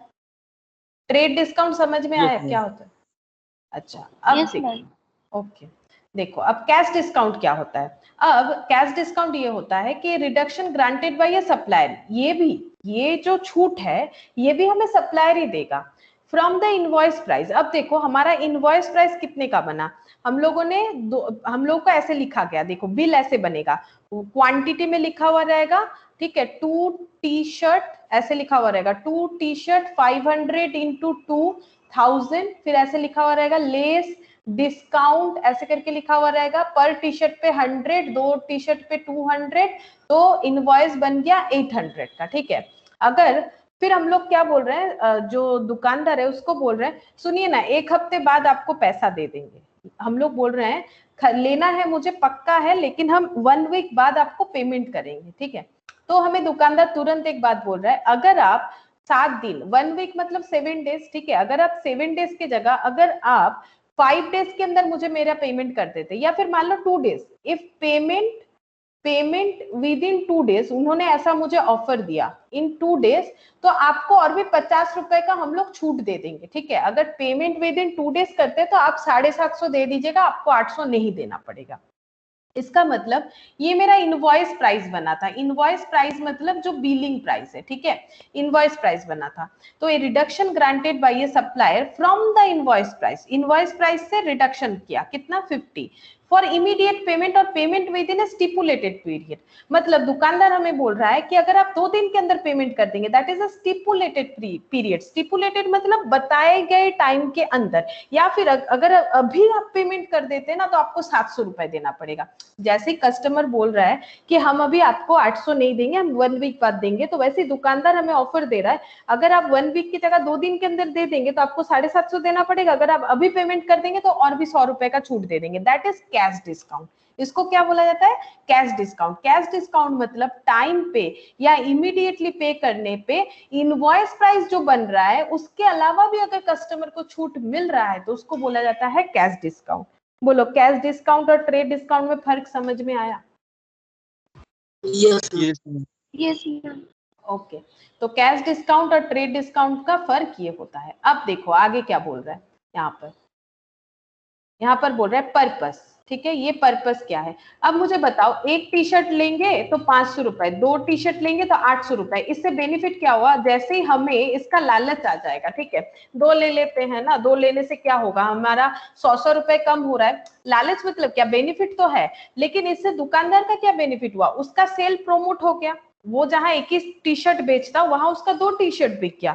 तो ट्रेड डिस्काउंट क्यों दिया जाता है? ताकि सेल को प्रमोट किया जाए। देखो ना कितना ऑफर निकलते जाता है ना, जैसे ही कोई फेस्टिव आता है, हम लोग देख सकते हैं, चाहे ऑनलाइन हो ऑफलाइन हो, जैसे ये पूजा वगैरह आता है, या फिर मान लो कोई भी क्रिसमस वगैरह आता है, कुछ भी आता है, ठीक है, जैसे 15 अगस्त स्पेशल होता है, इस तरह का बहुत सारा 26 जैन स्पेशल, ठीक है, इस तरह का बहुत सारा इलेक्ट्रॉनिक्स प्रोडक्ट पे, इस पे उस पे कितने सारे ऑफर निकलते जाते हैं। तो ये ऑफर क्यों दिया जाता है? ताकि सेल प्रोमोट हो, लोग ये सब सेल को देख के खरीदने चाहे। ठीक है, तो ट्रेड डिस्काउंट ऐसा ही डिस्काउंट होता है ताकि सेल हम लोग बढ़ा सके। और कैश डिस्काउंट क्यों दिया जाता है? कैश डिस्काउंट इसीलिए दिया जाता है ताकि जो कस्टमर है ना वो जल्दी जल्दी पेमेंट करे। अगर हम लोग कस्टमर को बोल रहे हैं आप 800 आपका बिल बना है, लेकिन आप बोल रहे हैं 1 हफ्ते बाद पेमेंट करेंगे, अगर आप मुझे आज ही पेमेंट करके जाते ना, आपको 700 रुपए देने से ही काम हो जाएगा, आपको 100 और छूट मिल रहा है, जाइए। तो इससे क्या हुआ कि मेरा पेमेंट आ रहा है। बिजनेस में पैसे का बहुत जरूरत होता है, अगर मुझे पेमेंट मिलते जाए, इससे मुझे क्या बेनिफिट होगा? हम अपना बिजनेस को सर्कुलेट करते जाएंगे, या फिर कम से कम वो अगर 2 दिन बाद भी मुझे पेमेंट करते जाता है तो भी मुझे बेनिफिट होगा। क्योंकि क्या होता है ना, क्रेडिट सेल जो होता है उसमें बैड डेप्ट यानी लॉस होने का चांसेस भी तो होता है। तो पैसा जितना जल्दी आए बिजनेसमैन के लिए उतना अच्छा है। अगर थोड़ा बहुत छूट देना पड़े दे देंगे, कोई बात नहीं, लेकिन ऑब्वियसली बिजनेस में लॉस करके कोई छूट नहीं देता है, वो अपना सोच समझ के कैलकुलेशन करके ही छूट देता है। तो तुम लोग ऐसा मत सोचो कि 2 टी-शर्ट उसका 800 में बेच के लॉस है, नहीं है, ठीक है। वो अपना समझ के ही अपना डिस्काउंट वगैरह लगाता है, ठीक है। और या फिर प्रॉम्प्ट पेमेंट, इसको बोला जाता है प्रॉम्प्ट पेमेंट। प्रॉम्प्ट पेमेंट मतलब जल्दी जल्दी, अर्ली। प्रॉम्प्ट पेमेंट का मतलब होता है अर्ली, ठीक है, इसका मतलब होता है अर्ली। अर्ली पेमेंट के लिए क्या किया जाता है, कस्टमर को मतलब इनकरेज किया जाता है और उस वजह से वो डिस्काउंट दिया जाता है। अब देखो ये क्या दिया है, it is allowed on purchase of goods. जब भी हम लोग गुड्स परचेज करेंगे तभी मुझे ये बता दिया जाएगा कि अगर आप 1 टी-शर्ट लेंगे तो 500, 2 टी-शर्ट लेंगे तो 800। और ये कब बताया जाता है, it is allowed on immediate payment और payment within a specified period. ये डिस्काउंट तभी बताया जाएगा जब हम लोग पेमेंट करने जाएंगे। जैसे ही मैंने बोला ना कि हम बाद में पेमेंट करेंगे तो वो मुझे फटाफट 2 ऑफर बता देगा, लेकिन जब हम टी-शर्ट खरीदने गए थे तब मुझे ये बात नहीं पता था कि अगर आज ही पेमेंट करेंगे तो मुझे 700 देना पड़ेगा और 2 दिन बाद करेंगे, 1 हफ्ते की जगह 2 दिन बाद करेंगे तो 750 पेमेंट करना पड़ेगा। ये कहीं लिखा हुआ नहीं था, ये मुझे किसी ने नहीं बताया था, ये तो बिल बनने के बाद उन्होंने मुझे बताया। लेकिन जैसे ही हम शॉप में एंट्री किए वो तो लिखा हुआ ही था, वहां पर मुझे बोर्ड में दिख गया कि 2 टी-शर्ट लेने से आपको 800 रुपए में मिलेंगे, 1 टी-शर्ट लेने से 500। तो ये पहले से ही पता रहता है, लेकिन ये पहले से पता नहीं रहता, ये तब बताया जाता है जब हम लोग पेमेंट करने जाते हैं, तब हमें बताया जाता है इसका स्कीम क्या है, ठीक है। अच्छा, डिस्क्लोजर इन द इनवॉइस, इसका मतलब देखो, it is shown by way of deduction in the invoice itself. ये क्या किया जाता है, इनवॉइस से इससे मतलब ये माइनस करके इनवॉइस प्राइस बनाया जाता है। मतलब ये कैसे किया जाता है, ये देखो ऐसे लिखा जाता है, जो मैंने अभी बताया, ऐसे क्वांटिटी का कॉलम रहता है। कभी भी तुम लोग बिल बनेगा तो देखना पर्टिकुलर लिखा हुआ रहता है, क्वांटिटी में 2, यहाँ पर ड्रेस मान लो टी-शर्ट जो है, ये टी-शर्ट का नाम दे दिया जाएगा, कुछ भी होगा जो भी नाम है। यहाँ पर रेट का चार्ट होगा, रेट लगा दिया जाएगा @500, ये बन गया 1000, फिर लेस डिस्काउंट। तो ये डिस्काउंट जो 800 रुपए हो रहा है ना वो बिल में रहेगा, लेकिन जो हमें कैश डिस्काउंट दिया जा रहा है ना कि आज ही पेमेंट कर दीजिएगा तो आपको 700 रुपए देने से काम हो जाएगा, इसका कहीं लिखा हुआ नहीं रहता है, ठीक है, इसका कहीं लिखा हुआ नहीं रहता है, लेकिन ये बिल में लिखा हुआ रहता है। जो हमारा ट्रेड डिस्काउंट है वो बिल में लिखा जाता है, लेकिन जो कैश डिस्काउंट है वो बिल में नहीं लिखा जाता है। बिल, इनवॉइस यानी बिल, उसको बिल में नहीं दिखाया जाता है, ठीक है। अब ledger account, trade discount account is not open in the laser.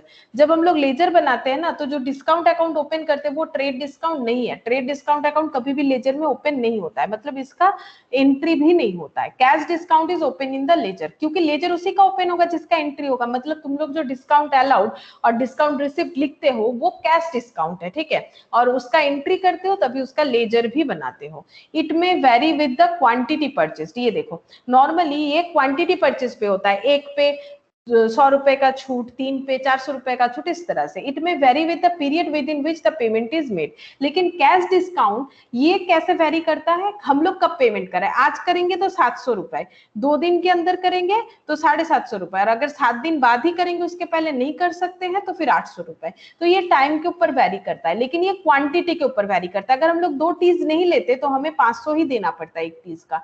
तो ये हो गया क्वांटिटी के ऊपर, ये हो गया टाइम के ऊपर, ठीक है। और इसका जो तुम लोग जर्नल एंट्री वगैरह करते हो वो कैश डिस्काउंट का ही करते हो, उससे लेजर भी बनता है। लेकिन ट्रेड डिस्काउंट का कोई भी अकाउंटिंग ट्रीटमेंट नहीं होता है। ट्रेड डिस्काउंट का अकाउंटिंग ट्रीटमेंट नहीं होता है, कैश डिस्काउंट का अकाउंटिंग ट्रीटमेंट होता है। तो ये हो गया ट्रेड और कैश डिस्काउंट का फर्क। आई होप तुम लोग को क्लियर है।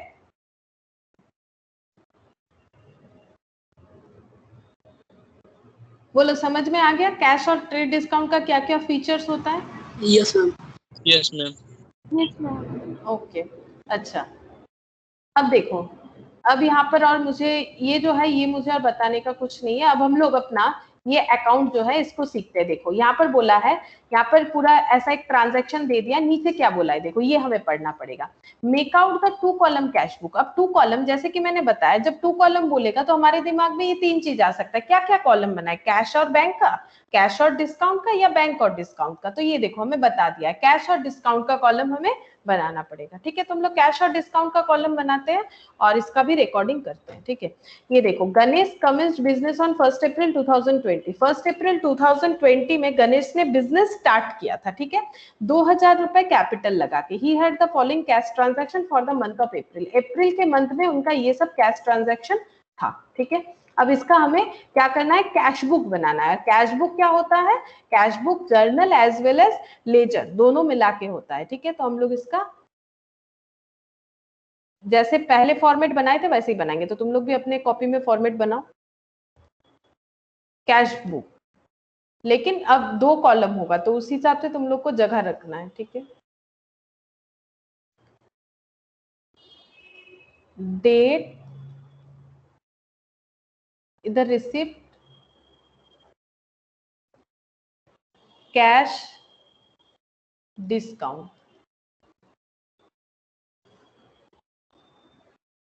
यहाँ पर डेट, पेमेंट, कैश और डिस्काउंट, ये कॉलम बनेगा, ठीक है। इधर क्रेडिट साइड, ये हो गया डेबिट साइड। अच्छा, बिजनेस में पहले पैसा इंट्रोड्यूस किया गया है, ठीक है, 2020 का है अप्रैल, यहाँ पर लिख लेते 2020 अप्रैल।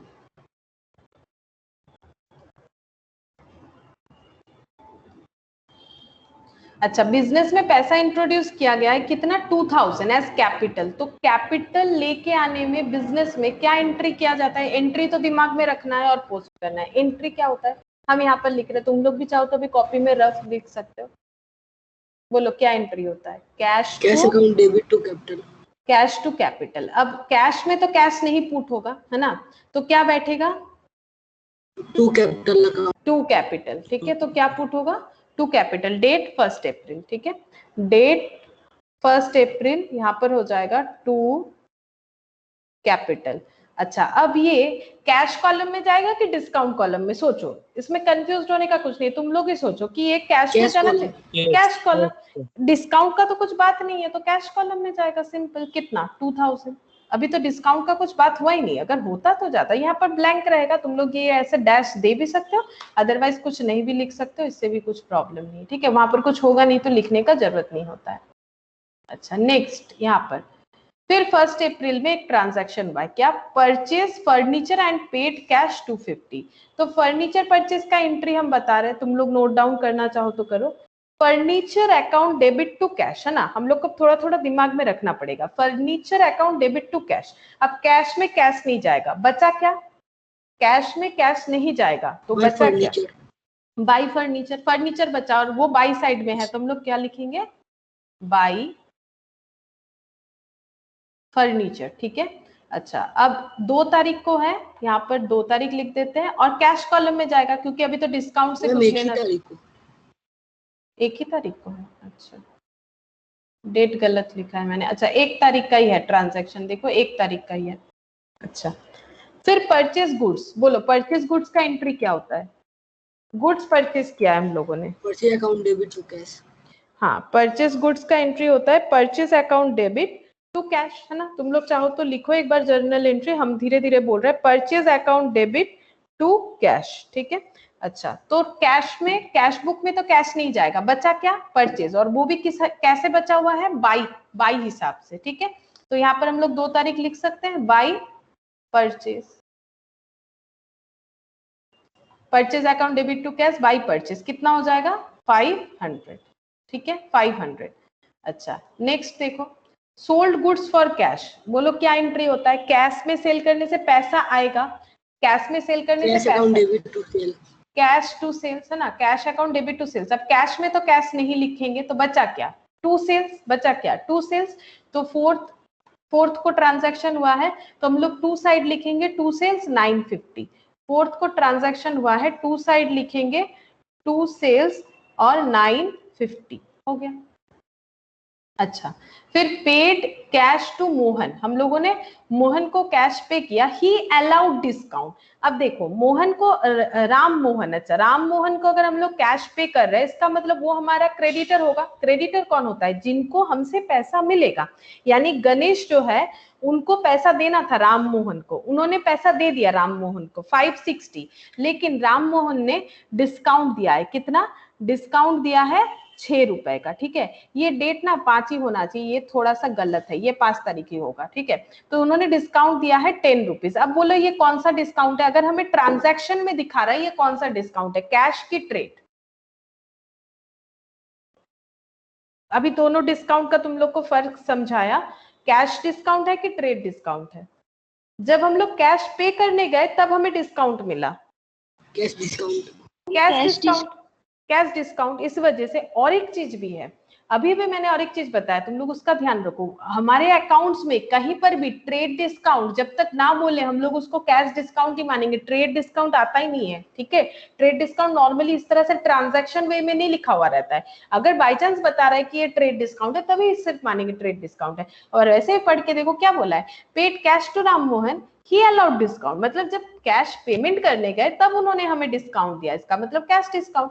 अब इसका एंट्री जरूर लिखना चाहिए। बताओ अगर हम लोगों ने राम मोहन को पैसा पे किया तो टू कैश होगा, कितना पैसा दिया, हमारा पैसा कितना चला गया? Ram Mohan account debit to cash to discount. हाँ, तो ये देखो हमारे पास से 560 रुपीज चला गया और हमको डिस्काउंट मिला तो हमारे लिए क्रेडिट हो जाएगा। तो टू डिस्काउंट रिसिप्ट, ये हम ऐसे लिख रहे हैं, तुम लोग पूरा लिखो, to discount receipt 10 rupees.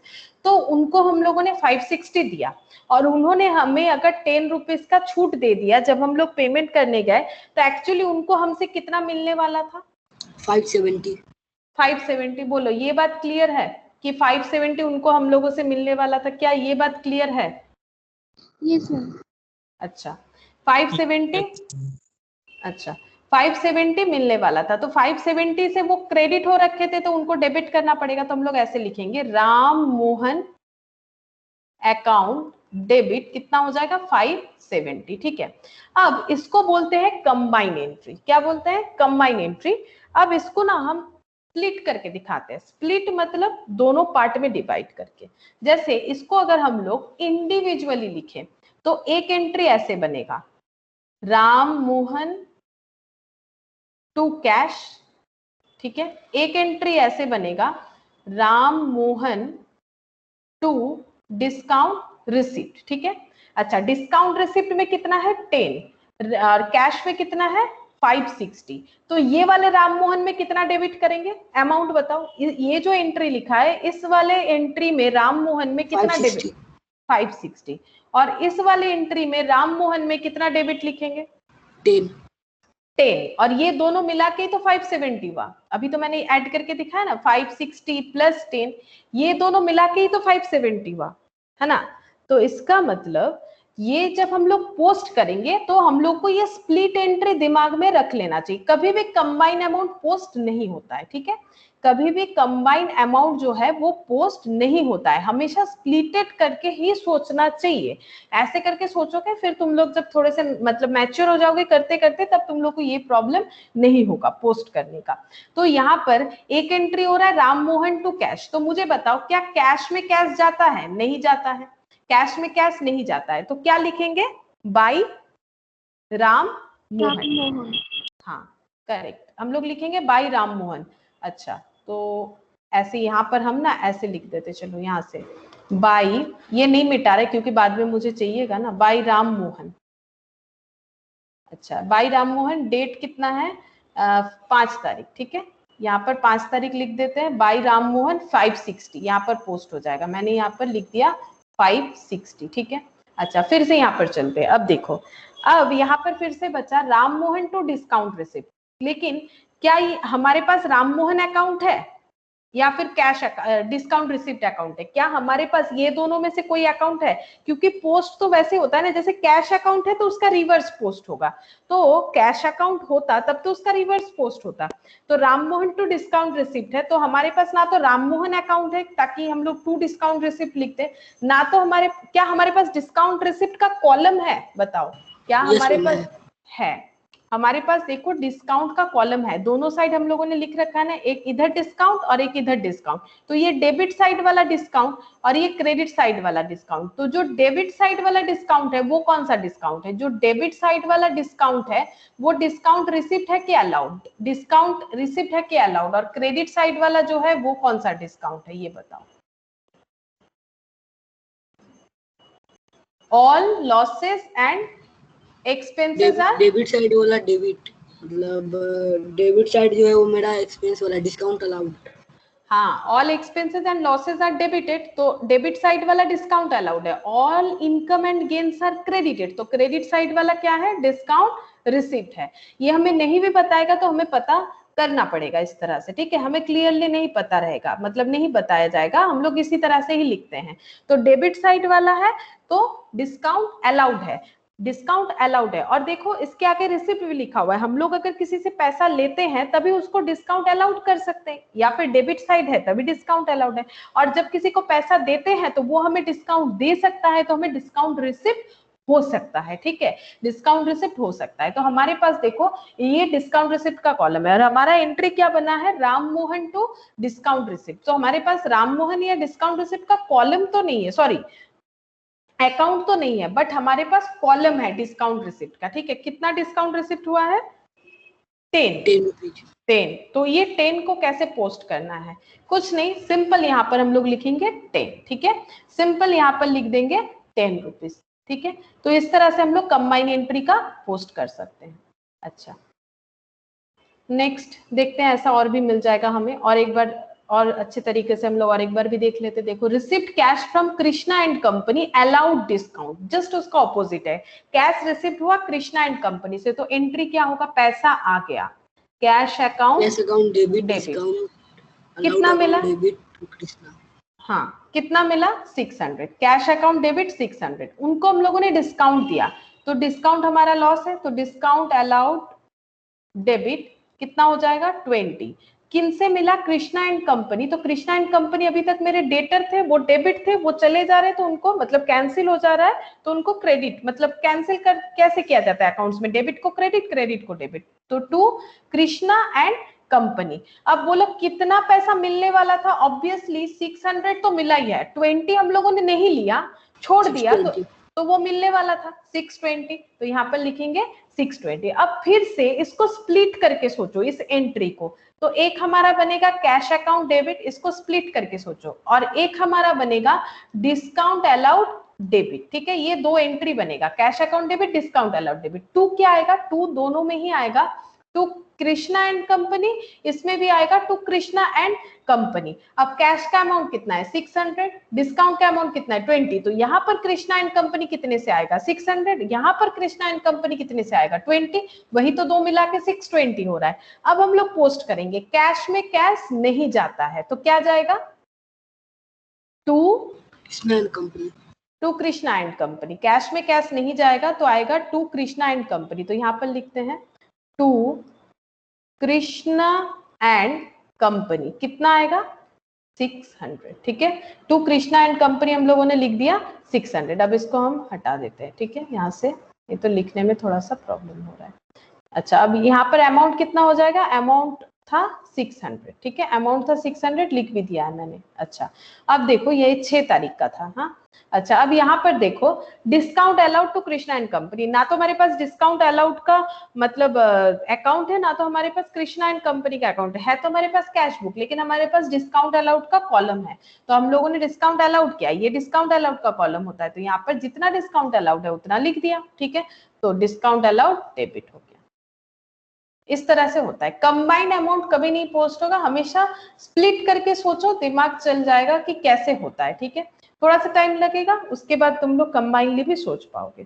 Paid for पेटी एक्सपेंस, अब ये पेटी एक्सपेंसेस क्या है? पेटी एक्सपेंसेस मतलब छूट-फूट खर्चा, जैसे पेन का हो गया, कुछ जैसे कोई लिखने का कॉपी वगैरह हो गया, मतलब जब हम लोग बिजनेस ऑर्गेनाइजेशन में क्या चाहिए? छोटा मोटा खर्चा, जैसे मान लो कुछ स्टेपल वगैरह हो गया, कुछ पिन वगैरह हो गया, ये सब छोटा मोटा चीज, ठीक है, छोटा मोटा चीज जो होता है उसको हम लोग बोलते हैं पेटी एक्सपेंस। पेटी एक्सपेंसेस के लिए 15 रुपए पे किए, तो एंट्री क्या होगा, पैसा चला गया टू कैश। क्यों गया, क्योंकि हम लोगों ने छोटा मोटा खर्चा पे किया, तो पेटी एक्सपेंस, ऐसे पेटी एक्सपेंस से लिखा जाता है, छुटपुट खर्चा।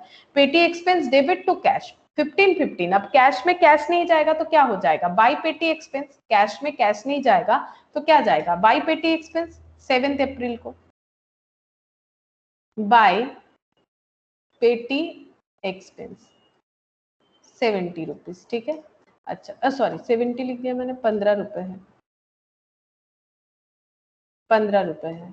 अच्छा कैश परचेस, बोलो कैश परचेस का एंट्री क्या होगा, purchase to cash, cash, purchase to cash. अब कैश में कैश नहीं जाएगा तो टू कैश गायब, बचा क्या, परचेस। अब ये क्या बच रहा है, बाई साइड, तो बाई परचेस 8 तारीख को 150 बाई परचेस 150। अच्छा नेक्स्ट देखो, पेड फॉर लेबर, लेबर को काम में लगाया था उनको पेमेंट किया, तो क्या एंट्री होगा, पैसा चला गया टू कैश। और किस वजह से किया, क्योंकि हम लोगों ने लेबर का खर्चा दिया, तो labour account debit to cash, ठीक है, labour account debit to cash. तो क्या हो जाएगा, कैश में कैश तो नहीं जाएगा, तो क्या हो जाएगा, बाई लेबर। लेबर कितना हो जाएगा 1000। अच्छा उसके बाद देखो, पेड अली एंड सन 400, ठीक है, paid Ali and son 400, they allowed discount 8, ठीक है, दे अलाउड डिस्काउंट 8। तो देखो अली एंड सन को हम लोगों ने पे किया तो टू कैश होगा, पे किया तो टू कैश तो जरूर होगा, कितना होगा टू कैश 400, ठीक है। और उन्होंने अगर हमें डिस्काउंट दिया है तो हम लोग को डिस्काउंट मिला है, क्योंकि हम लोग तो गणेश का बुक्स ऑफ अकाउंट्स बना रहे हैं, गणेश को डिस्काउंट मिला है अली से, कितना 8 रुपए, तो गणेश के लिए तो क्या है, बेनिफिट है। टू डिस्काउंट रिसिप्ट कितना 8 रुपीज। अब यहाँ पर डेबिट कैसे होगा, किसको डेबिट करेंगे, अली एंड सन को, ठीक है, Ali and son account debit कितना से हो जाएगा 408 पे करना था, लेकिन हम लोगों ने 400 ही पे किया, 8 नहीं किया। अब इसको स्प्लिट करके सोचो, तो एक बार हो जाएगा Ali and son to cash, एक बार हो जाएगा Ali and son to discount receipt. ये देखो Ali and son to cash, ठीक है, और Ali and son to discount receipt. Discount receipt 8 का है, इधर भी 8 होगा। अच्छा ये कैश लिखा है, ठीक है, ये कैश 400 है, ये भी 400 होगा, तो कैश में कैश नहीं जाएगा, क्या लिखेंगे फिर, बाई अली एंड सन, ठीक है, कैश में कैश नहीं जाएगा तो लिखना पड़ेगा बाई अली एंड सन। अच्छा इसका डेट क्या है, इसका डेट है 13th को, ठीक है, by Ali and sun 13th का है। कितना पेमेंट किया, ये देखो 400, ठीक है, और डिस्काउंट कितने का लिया है 8, तो अब लिख देते, अभी तो सिखा दिया मैंने कैसे होता है, तो इस तरह से हो गया। अब हम लोग क्या करेंगे, अब हम लोग अकाउंट को क्लोज कर देंगे बस, ठीक है, अकाउंट को क्लोज करेंगे। अब किस तरह से अकाउंट क्लोज होगा, देखो पहले 2 कॉलम है ना, तो हम लोग धीरे धीरे क्लोज करते हैं। देखो सबसे पहले हम लोग ये अमाउंट वाला क्लोज करते हैं, और जैसे कि हम लोगों ने पहले भी पढ़ लिया है कि बैलेंस जो है वो इधर ही आना चाहिए कैश बुक का, ठीक है, तो हम इधर ही जगह छोड़ रहे हैं, इधर ही जगह छोड़ रहे हैं, अगर इधर नहीं आएगा तो क्वेश्चन ही हमारा गलत सॉल्व हुआ है। तो 2000 प्लस 950 3550। अच्छा 3550, इतना मेरे पास बिजनेस करके पैसा आया, और उससे मैंने क्या क्या खर्चा पेमेंट किया, मैंने 500 रुपए का फर्नीचर खरीद लिया, ठीक है, माइनस कर दो 3550 जो लिखे थे उससे माइनस कर दो 500 रुपए, फिर 500 रुपए का, ये बैलेंस इसमें आएगा सीडी। अच्छा अब ये 560 15 ये खर्चा कर दिया, और 150 खर्चा कर दिया, और 1000 खर्चा कर दिया, और 400 खर्चा कर दिया, तो मेरे पास बचा 400 675 हो रहा है 675। अच्छा मेरा तो कुछ और ही आ गया, पता नहीं क्यों। 500 500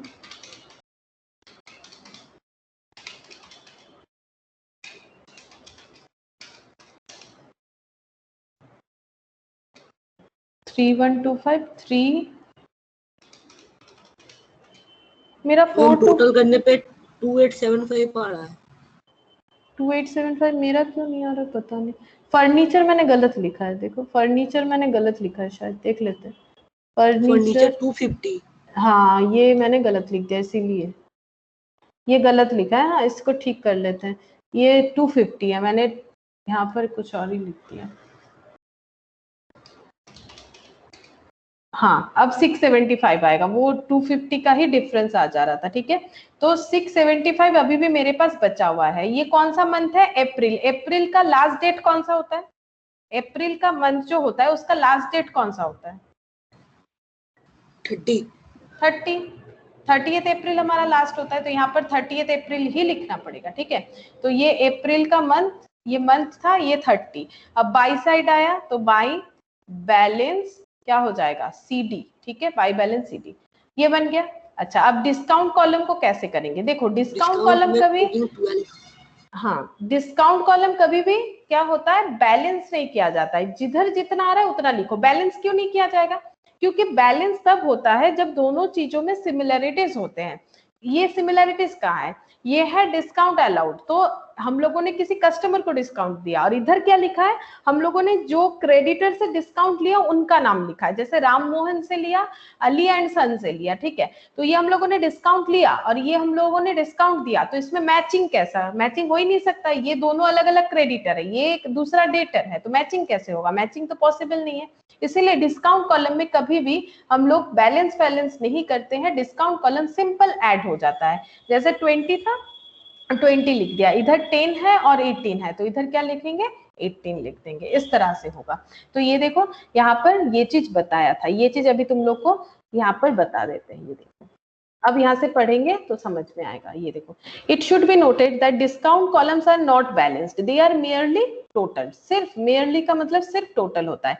the total of the discount column on the receipt side show total discount. Receipt side जो है वो टोटल डिस्काउंट बताता है। ये देखो डेबिट साइड है, रिसिप्ट साइड ये डिस्काउंट बताता है, ये ठीक है, डिस्काउंट। अच्छा, उसके बाद discount allowed to customer and is debited to the discount account. The total of the column on the payment side, payment side में जो डिस्काउंट का टोटल है वो डिस्काउंट रिसिप्ट दिखाता है, and is credited to the discount account. The cash column are balanced, cash column obviously balance किया जाता है एज ऑलरेडी शोन, मतलब इसके पहले भी बताया गया है ये बात। द बैंक कॉलम, अगर बैंक कॉलम होता है also balanced and balancing figure is called bank balance. जैसे ये कैश बैलेंस कहलाएगा, ये जो 675 बच गया इसे कैश बैलेंस बताएंगे। अगर हम लोग बैंक कॉलम के साथ ट्रांजैक्शन देखते हैं तो वो बैलेंस जो बचेगा उसको बोलेंगे कि बैंक में इतना बैलेंस है। Thus, a double column cash book should have two columns on each side comprising of either cash and discount transaction or cash और बैंक। यानी डबल कॉलम जब भी हमें ट्रांजैक्शन करने बोलेगा या तो कैश और डिस्काउंट बोल सकता है, या फिर कैश और बैंक बोल सकता है, या फिर बैंक और डिस्काउंट भी कभी कभी बोल सकता है, ठीक है। अच्छा, और मैंने तो डिस्काउंट के बारे में तुम लोग को बताया कौन सा क्या डिस्काउंट होता है, कैश डिस्काउंट, ट्रेड डिस्काउंट, इसका मैंने पूरा तुम लोग को डिटेल्स भी बताया।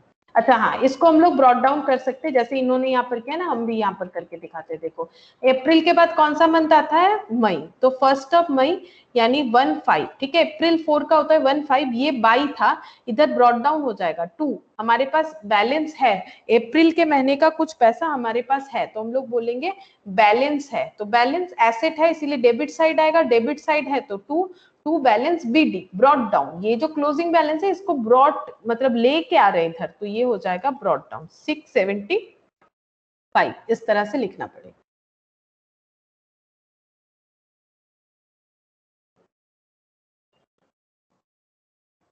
अच्छा, अब यहाँ पर 3 कॉलम कैश बुक के बारे में बता रहा है, ठीक है, 3 कॉलम। अच्छा, यहाँ पर एक कॉन्ट्रा एंट्री का भी कंसेप्ट आ जाएगा, कॉन्ट्रा एंट्री का कंसेप्ट। नहीं, आज और 3 कॉलम कैश बुक नहीं करवा सकते, फिर कॉन्ट्रा एंट्री पूरा बताना पड़ेगा। देखते हैं यहाँ पर 2 कॉलम का कुछ है तो एक क्वेश्चन करवा देते हैं 2 कॉलम का। 3 कॉलम नेक्स्ट नहीं बताएंगे, देखते हैं 2 कॉलम का कुछ है। प्रैक्टिकल क्वेश्चन में होगा, प्रैक्टिकल क्वेश्चन में होगा। नहीं, यहाँ भी तो नहीं, यहाँ 3 कॉलम है, ये भी कॉन्ट्रा एंट्री का है।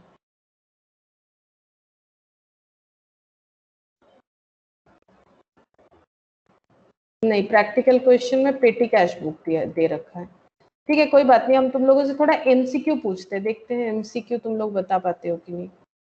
देखो जैसे ट्रू फॉल्स है, ठीक है, तो सबको ही बताओ, cash book is a subsidiary book as well as a principal book. क्या कैश बुक सब्सिडियरी बुक भी है, प्रिंसिपल बुक भी है? आज ही मैंने स्टार्टिंग में इसके बारे में बताया।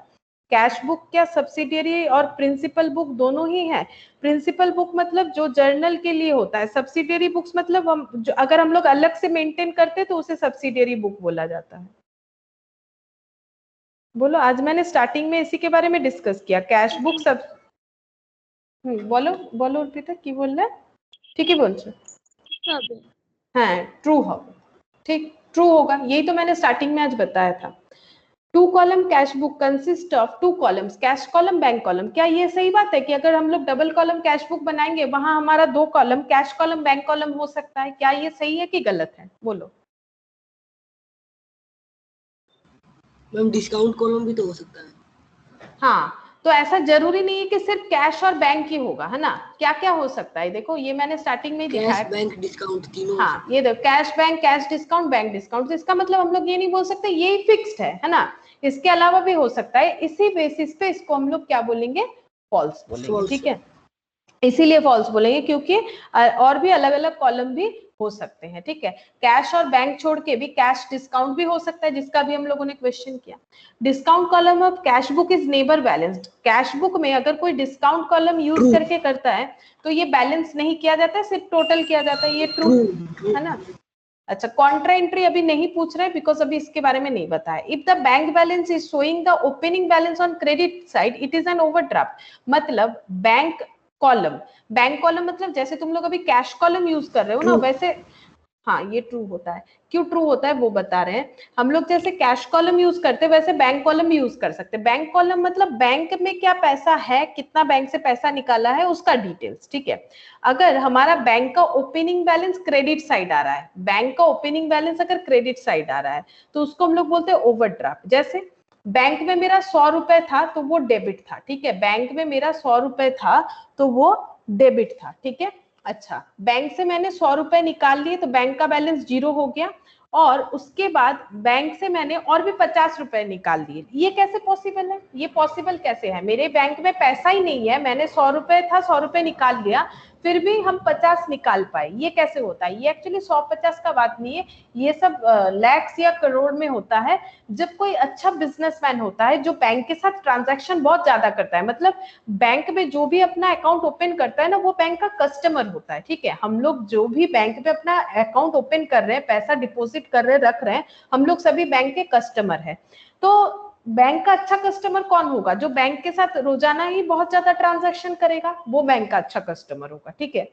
अगर हमारा कोई अच्छा कस्टमर हो और उनको कोई हेल्प का जरूरत हो तो हम लोग हेल्प करेंगे, क्योंकि वो हमारा अच्छा कस्टमर है, वो हमारे पास से बहुत ज्यादा ट्रांजैक्शन करता है, तो उनको हेल्प करना हमारा क्या है, मतलब एक एथिक्स भी है, और इसी तरह से ही बिजनेस ऑर्गेनाइजेशन चल भी सकता है, ठीक है?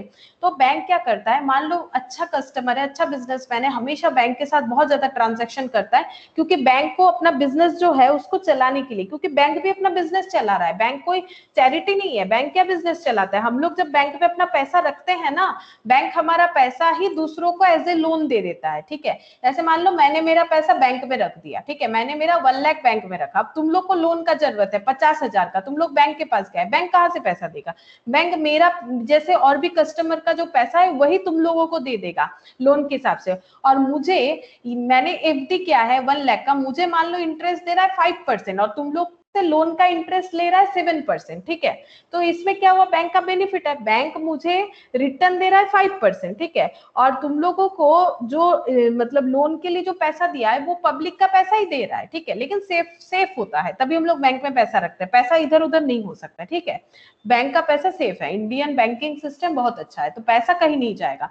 लेकिन बैंक कैसे कमाता है, अपना बिजनेस कैसे चलाता है? बैंक लोन का जो रेट है वो हाई रखता है, तो बैंक को बेनिफिट कितने का हो गया, मिडिल से बैंक को बेनिफिट हो गया 2% का। बैंक, मैंने मान लो 100 रुपए रखा बैंक में, और बैंक मुझे 1 साल बाद 105 रुपए रिटर्न देगा, और मेरा ही ये वाला 100 रुपया तुम लोग को दे दिया एज ए लोन, और तुम लोग उससे रिटर्न में ले लिया 107 रुपया। 1 साल बाद तुम लोगों को 100 रुपया दे दिया लोन, और बोला 1 साल बाद 107 107 तुम लोग लौटा देना, तुम लोगों ने लौटा दिया।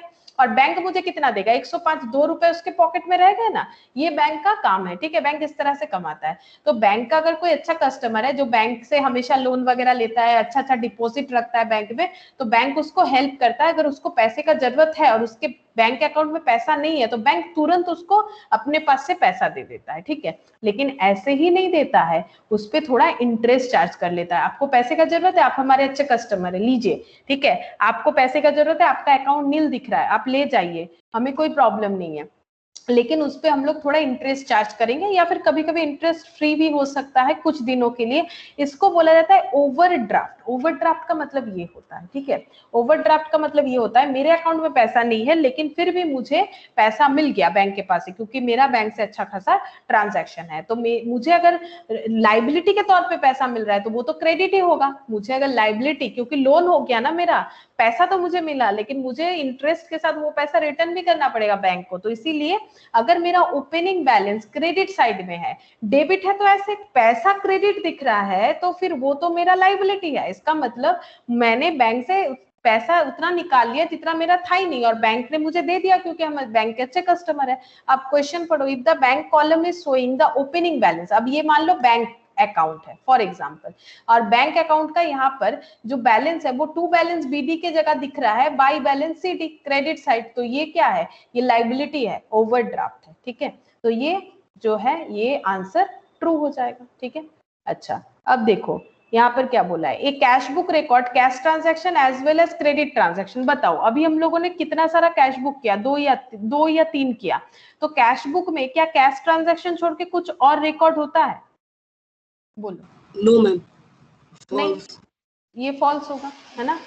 कैश बुक में सिर्फ और सिर्फ कैश ट्रांजैक्शन रिकॉर्ड होता है, क्रेडिट तो कुछ भी नहीं होता है, ठीक है। अच्छा, discount column of cash book record the trade discount. बोलो अभी इसके बारे में कितना डिटेल्स में बताया, ट्रेड डिस्काउंट रिकॉर्ड करते हो या कैश डिस्काउंट रिकॉर्ड करते हो? कैश डिस्काउंट रिकॉर्ड होता है। कैश, ट्रेड डिस्काउंट का तो कभी रिकॉर्डिंग होता ही नहीं है, ठीक है, तो ये क्या हो जाएगा, फॉल्स हो जाएगा। अच्छा, उसके बाद कुछ एमसीक्यूज है, देखो।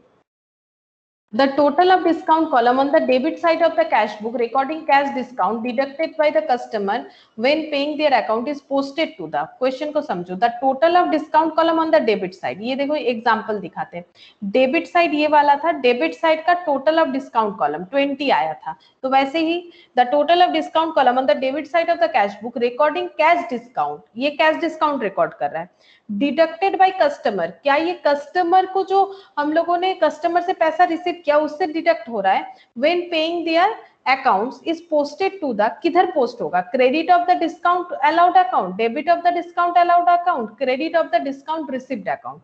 मतलब इसको अगर हम लोग डिस्काउंट अकाउंट में पोस्ट करना चाहेंगे, हाँ बोलो। B ma'am, B debit of the discount allowed account. हाँ, पहला बात है, देखो डिस्काउंट रिसिप्ट तो होगा ही नहीं, क्योंकि कस्टमर को अगर हम लोग दे रहे हैं तो वो डिस्काउंट अलाउड ही होगा।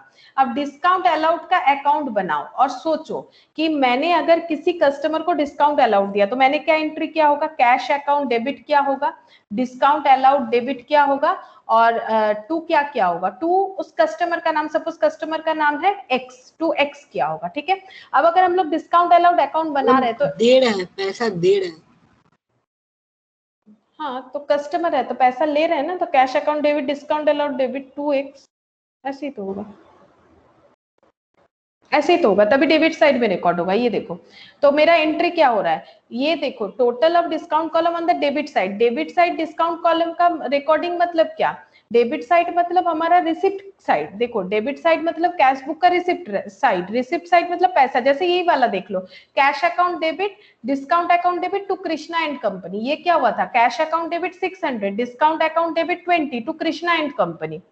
अगर हम लोग डिस्काउंट अलाउड अकाउंट बनाएंगे तो उसका पोस्टिंग क्या करते, टू कृष्णा एंड कंपनी करते क्या नहीं करते, बताओ, टू कृष्णा एंड कंपनी होता क्या नहीं, ठीक है, तो कौन से साइड हो रहा है, डेबिट साइड, तभी तो आंसर बी बता रहे हो। किधर रिकॉर्ड होगा, डेबिट साइड, ये कौन सा साइड है, डेबिट साइड, क्वेश्चन ये बोल रहा था। बोलो समझ में आ रहा है, मतलब आंसर दे पाओ नहीं पाओ, क्वेश्चन को पढ़ के समझना पड़ेगा, थोड़ा टाइम लगेगा, तो क्वेश्चन इसीलिए आंसर बी होगा। अच्छा, नेक्स्ट देखो, cash book is a type of dash but treated as a dash of account. Cash book क्या है? Cash book is a type of, subsidiary book और प्रिंसिपल बुक। हाँ, cash book is a subsidiary book, ठीक है, but treated as a principal book of accounts. Cash book principal book नहीं है, cash book subsidiary book है जिसको हम लोग प्रिंसिपल बुक की तरह ट्रीट कर सकते हैं, ठीक है। ये नहीं बोलना है तुम लोग को, कैश बुक एक सब्सिडियरी बुक है जो प्रिंसिपल बुक की तरह ट्रीट होता है। कैश बुक प्रिंसिपल बुक नहीं है, मतलब कैश बुक में पहले जर्नल होता है फिर लेजर पोस्टिंग नहीं होता है। कैश बुक एक सेपरेट बुक होता है जो जर्नल लेजर की तरह काम करता है, इसीलिए सब्सिडियरी बुक पहले, उसके बाद ये प्रिंसिपल बुक है। Which of the following is not a column of a 3 column cash book? कौन सा 3 कॉलम कैश बुक में नहीं आएगा? कैश कॉलम, बैंक कॉलम, पेटी कैश कॉलम। कैश कॉलम आएगा, पेटी कैश, ठीक है, क्योंकि तुम लोग पढ़ के समझ सकते हो क्या क्या कॉलम बन सकता है। कैश, बैंक, डिस्काउंट मैंने दिखाया भी था तुम लोग को। पेटी कैश कॉलम बोल के कुछ नहीं होगा। कॉन्ट्रा से सवाल नहीं पूछेंगे क्योंकि कॉन्ट्रा मैंने नहीं बताया। Cash book record all cash receipt, all cash payment, all cash receipt and payment, कौन सा होगा?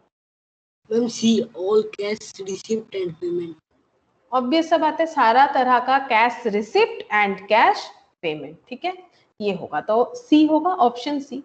6th वाला पेटी कैश नहीं करवाते हैं, ठीक है, पेटी कैश बोला नहीं है।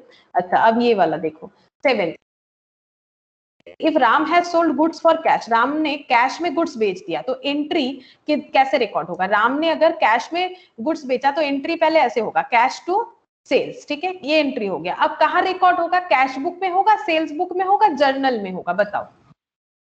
Cash book. हाँ देखो, सेल्स बुक में क्या रिकॉर्ड होता है? सेल्स बुक में सिर्फ और सिर्फ क्रेडिट सेल होता है, तभी सेल्स बुक में रिकॉर्ड होता है। ये वाला चीज जिन्होंने सब्सिडियरी बुक का क्लास नहीं किया उनको थोड़ा सा प्रॉब्लम हो सकता है। क्रेडिट सेल्स का जो एंट्री होता है वो सेल्स बुक में होता है, जर्नल में, वो जर्नल बुक में वो एंट्री होता है जो ये सारे सब्सिडियरी बुक्स में नहीं होते हैं, वो जर्नल में होते हैं, ठीक है। लेकिन तुम लोग इतना समझो कि कैश बुक में कैश का एंट्री होता है, कैश पेमेंट, कैश रिसिप्ट। तो अगर हम लोगों ने कैश सेल किया है गुड्स का तो फिर हमारा कैश बुक में ही जाना चाहिए, ठीक है, तो हमारा कैश बुक में ही जाना चाहिए। अब देखो यहाँ पर और कुछ देख लेते हैं, what kinds of cash book, what are the advantages of 3 column cash book, बस, और तो कुछ नहीं बताया है, ठीक है, और तो बताने लायक कुछ है नहीं क्योंकि उसके लिए कॉन्ट्रा एंट्री वगैरह बताना पड़ेगा, ठीक है। तो फिर हम लोग नेक्स्ट दिन 3 कॉलम कैश बुक और पेटी कैश बुक ये करेंगे। अच्छा, एक चीज और बता देते, एक इजी पॉइंट है, ये बता देते, ये वाला एक बार सुन लो, ये तुम लोग को पता ही है। हम लोग डेबिट कार्ड, क्रेडिट कार्ड, देखो क्रेडिट कार्ड तुम लोग के पास हो भी सकता है, नहीं भी हो सकता है, मेरे पास भी नहीं है, ठीक है, क्योंकि हम यूज नहीं करते ये वाला। डेबिट कार्ड जो है ये सबके पास होता है। क्यों होता है? सबके पास एटीएम कार्ड है, क्योंकि जिन्होंने बैंक में अकाउंट ओपन किया है, तुम लोगों ने अगर सबने अपना बैंक में अकाउंट ओपन कर रखा है तो तुम लोग को एक एटीएम कार्ड दिया जाएगा बैंक की तरफ से। पहले अप्लाई करना पड़ता था, अभी बैंक ये मैंडेटरी कर दिया है कि सबको डेबिट कार्ड मिलेगा, एटीएम कार्ड मिलेगा, ठीक है। तो जो एटीएम कार्ड होता है वही हमारा डेबिट कार्ड होता है, लेकिन क्रेडिट कार्ड सबको नहीं दिया जाता है। क्रेडिट कार्ड तुम लोग को भी मिल सकता है, जब तुम लोग खुद अर्निंग करोगे तभी तुम लोग को क्रेडिट कार्ड मिलेगा, क्योंकि क्रेडिट कार्ड जो है वो इनकम के ऊपर बेस करके दिया जाता है, ये सबको नहीं दिया जाता है, ठीक है। अब देखो ये दोनों का यूज वगैरह बता रहा है, थोड़ा सा देखो क्या बोल रहा है। Nowadays sales through credit or debit card issued by almost every bank in India either directly or with collaboration of some other agencies, ठीक है। या तो हमें डेबिट कार्ड या क्रेडिट कार्ड बैंक, जिस बैंक में हम लोग अकाउंट ओपन करें वो डायरेक्टली दे रही है, या फिर वो किसी अलग एजेंसीज के साथ मतलब कोलैबोरेशन करके मिल के दे रही है, जैसे HSBC कार्ड, ठीक है, SBI card, bank of Baroda, ठीक है, bank of Baroda card, ICICI bank card, HDFC card and Andhra bank card and some other popular cards. तो ये सब कार्ड्स हमें मिल रहा है, इसमें से डेबिट, ये सब कंपनी डेबिट कार्ड भी देती है, ये सब बैंक क्रेडिट कार्ड भी देती है, ठीक है। लेकिन डेबिट और क्रेडिट कार्ड मिलने का कुछ क्राइटेरिया है, देखो जैसे क्या बोल रहे हैं, the procedure for issuing debit और क्रेडिट कार्ड एज फॉलोज। किन लोगों को डेबिट और क्रेडिट कार्ड दिया जाता है? ये एक स्मॉल प्लास्टिक कार्ड होता है, तुम लोग देखे ही होंगे, ऐसा एक कार्ड होता है, ठीक है, ये ऐसा एक कार्ड होता है कॉल्ड क्रेडिट कार्ड, ठीक है। Credit card issued by bank to a prospective customer after verifying his creditability which is generally measured by his income source। ठीक है, क्रेडिट कार्ड कब दिया जाता है? पहले ऐसे ही नहीं दिया जाएगा, हमारे इनकम सोर्स को वेरीफाई किया जाएगा। क्रेडिट कार्ड तब मिलेगा जब हम लोग मान लो कुछ लोन वगैरह लिए थे, उसका अच्छा पेमेंट किए हैं, ठीक है, हमारा सिबिल स्कोर बोलते हैं, सिबिल स्कोर हाई है, ठीक है, तो ये सब देख के, मतलब हम लोगों ने एक भी डिफॉल्ट नहीं किया। मान लो मैंने एक एसी जो है वो इंस्टॉलमेंट में लिया, सारा इंस्टॉलमेंट सही तरीके से पे किया, तो मेरा सिबिल जो है वो हाई हो जाता है, इसको बोला जाता है सिबिल काउंट, ठीक है, सिबिल, ठीक है, सिबिल स्कोर होता है। सिबिल स्कोर अगर हाई है तो बहुत सारे ऐसे एजेंसीज है, ये जो भी इतना नाम देखा ना तुम लोगों ने, HSBC, ये सब, ये फोन करके बोलते हैं आपका सिबिल बहुत अच्छा है तो हम लोग आपको लोन देना चाहते हैं, आप ये लोन का इंटरेस्ट कुछ दिन बाद भी दे सकते हैं। तो वो क्रेडिट कार्ड मिलने पे क्या होता है, उस पर लिमिट रहता है। जैसे मान लो एक क्रेडिट कार्ड का लिमिट है 1 लाख, हम लोग 1 लाख तक अपने हिसाब से खरीद सकते हैं। तो क्या इसका मतलब ये फ्री में खरीद रहे हैं? नहीं नहीं, फ्री में नहीं खरीद रहे, मेरे पास अभी पैसा नहीं है, या फिर हम एक और एसी लेना चाहते हैं लेकिन वो 40,000 का है और हम एट ए टाइम 40,000 नहीं दे सकते, मेरे पास ये मतलब मेरे पास इतना कैश अभी नहीं है, हम नहीं दे सकते, तो हम क्या कर सकते हैं, हम इंस्टॉलमेंट में कर सकते हैं पेमेंट। तो इंस्टॉलमेंट में पेमेंट करने के लिए एक मीडियम होना चाहिए, तो उसके लिए क्रेडिट कार्ड होता है, ठीक है। अगर क्रेडिट कार्ड है तो हम लोग उसके थ्रू से, मेरे क्रेडिट कार्ड का लिमिट है मान लो 1 लाख, तो हम 40,000 का क्या कर रहे हैं, परचेस कर रहे हैं, तो इसका जो लिमिट है वो घट के 60,000 हो जाएगा, ठीक है, 60,000 हो जाएगा, और ये 40,000 हम धीरे धीरे इंस्टॉलमेंट के साथ पेमेंट कर सकते हैं। तो क्रेडिट कार्ड में क्या होता है, वन टाइम पेमेंट नहीं करना पड़ता। अगर किसी के पास क्रेडिट कार्ड है तो वो इंस्टॉलमेंट में अपनी जरूरत का चीज धीरे धीरे खरीद सकता है अकॉर्डिंग टू द लिमिट, जो लिमिट होगा कार्ड का उस हिसाब से, ठीक है। लेकिन उन्हीं को क्रेडिट कार्ड इशू किया जाएगा जिनका इनकम सोर्स वैसा है, क्योंकि इंस्टॉलमेंट वही पेमेंट कर पाएंगे ना, नहीं तो जिनसे खरीदे वो कंपनी को तो चूना लग जाएगा। इसीलिए किनको कार्ड दिया जाएगा किनको नहीं दिया जाएगा वो देख के ही बैंक कार्ड इशू करती है। Debit card is issued by bank to a customer, और डेबिट कार्ड जो है वो हर एक कस्टमर को मिलता है जो भी बैंक में अकाउंट ओपन करेगा, who has an account with bank maintaining A minimum balance, ठीक है। मिनिमम अगर बैलेंस हम लोग बैंक में मेंटेन कर रहे हैं जो करने के लिए कहा गया है, उस मतलब हर एक पर्टिकुलर बैंक का जैसा होता है, तो अगर हम लोग वो मेंटेन कर रहे हैं अच्छे तरीके से तो वो हमें एक डेबिट कार्ड दे देगा। Now it is ATM card is issued by the bank, can also be used as debit card. ATM card जो है ना वो भी डेबिट कार्ड की तरह यूज हो सकता है। एटीएम कार्ड पहले मेस्ट्रो होता था, अभी मास्टर कार्ड होता है, और एक क्या होता है उसको क्या बोलते हैं, मास्टर कार्ड होता है और एक वीजा कार्ड होता है, ठीक है। 3 टाइप्स ऑफ डेबिट कार्ड होता है, जिसमें मेस्ट्रो कार्ड तो भी मतलब इशू नहीं किया जाता क्योंकि उससे हर तरह का काम नहीं कर सकते हम लोग, ठीक है। बाकी मास्टर और वीजा कार्ड से हर तरह का पेमेंट वगैरह हम लोग कर सकते हैं, तो ये हमें बैंक दे देता है अकाउंट ओपन करने से। This card would contain an embossed 16 digit number and also the name of the card holder. Card holder का नाम रहता है, उस पर 16 डिजिट नंबर रहता है, तुम लोग देख सकते हो 4 नंबर ऐसे लिखा हुआ रहता है, फिर 4 फिर 4 फिर 4, ऐसे गैप में उस कार्ड के ऊपर 444 करके नंबर लिखा हुआ रहता है, ठीक है। आज तुम लोग देख सकते हो घर पे अपना कार्ड निकाल के देखना, घर पे पेरेंट्स का हो सकता है या फिर किसी का भी अगर है तो निकाल के देखना, ठीक है। वहां पर कार्ड होल्डर का नाम भी रहेगा जिनके नाम पे वो कार्ड है। Generally bank charges annual subscription fees from the credit card holder, no fee is charge in case of debit card, though some bank charges nominal fee on debit card. जैसे बैंक हमें ये facilities दे रहा है debit card और credit card का, हम लोग ये दोनों यूज करके ऑनलाइन शॉपिंग वगैरह, कुछ फॉर्म फिलअप वगैरह, आजकल तो सारा डिजिटल काम होता है, इलेक्ट्रिक बिल का पेमेंट, ये सब बहुत सारा चीज कर सकते हैं, तो इससे हमें बेनिफिट हो रहा है।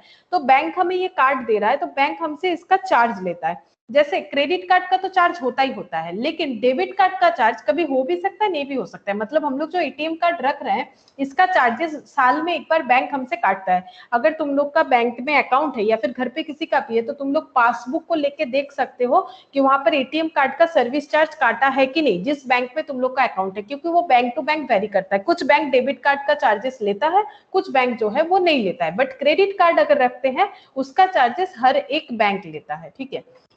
अब देखो, when the card holder intends to buy some goods or services through credit और डेबिट कार्ड, अगर हम लोग क्रेडिट या डेबिट कार्ड यूज करके कुछ परचेस करना चाहते हैं, चाहे वो सर्विस हो चाहे वो गुड्स हो, गुड्स मतलब आज के डेट पे ऑनलाइन शॉपिंग, ग्रोसरी से लेके क्लोथ से लेके मेडिसिन से लेके हर एक चीज हम लोग ऑनलाइन में परचेस कर रहे हैं। और सर्विसेज का मतलब जैसे मान लो ये कुछ भी घर पे खराब हुआ तो फिर हम लोग अर्बन क्लैब से कुछ भी हम लोग मिस्त्री वगैरह को बुला सकते हैं, घर पे एसी खराब हुआ कुछ भी हुआ इस तरह का हम लोग सर्विस ले सकते हैं। वो हमें क्या प्रोवाइड कर रहे हैं, सर्विस प्रोवाइड कर रहे हैं, ठीक है।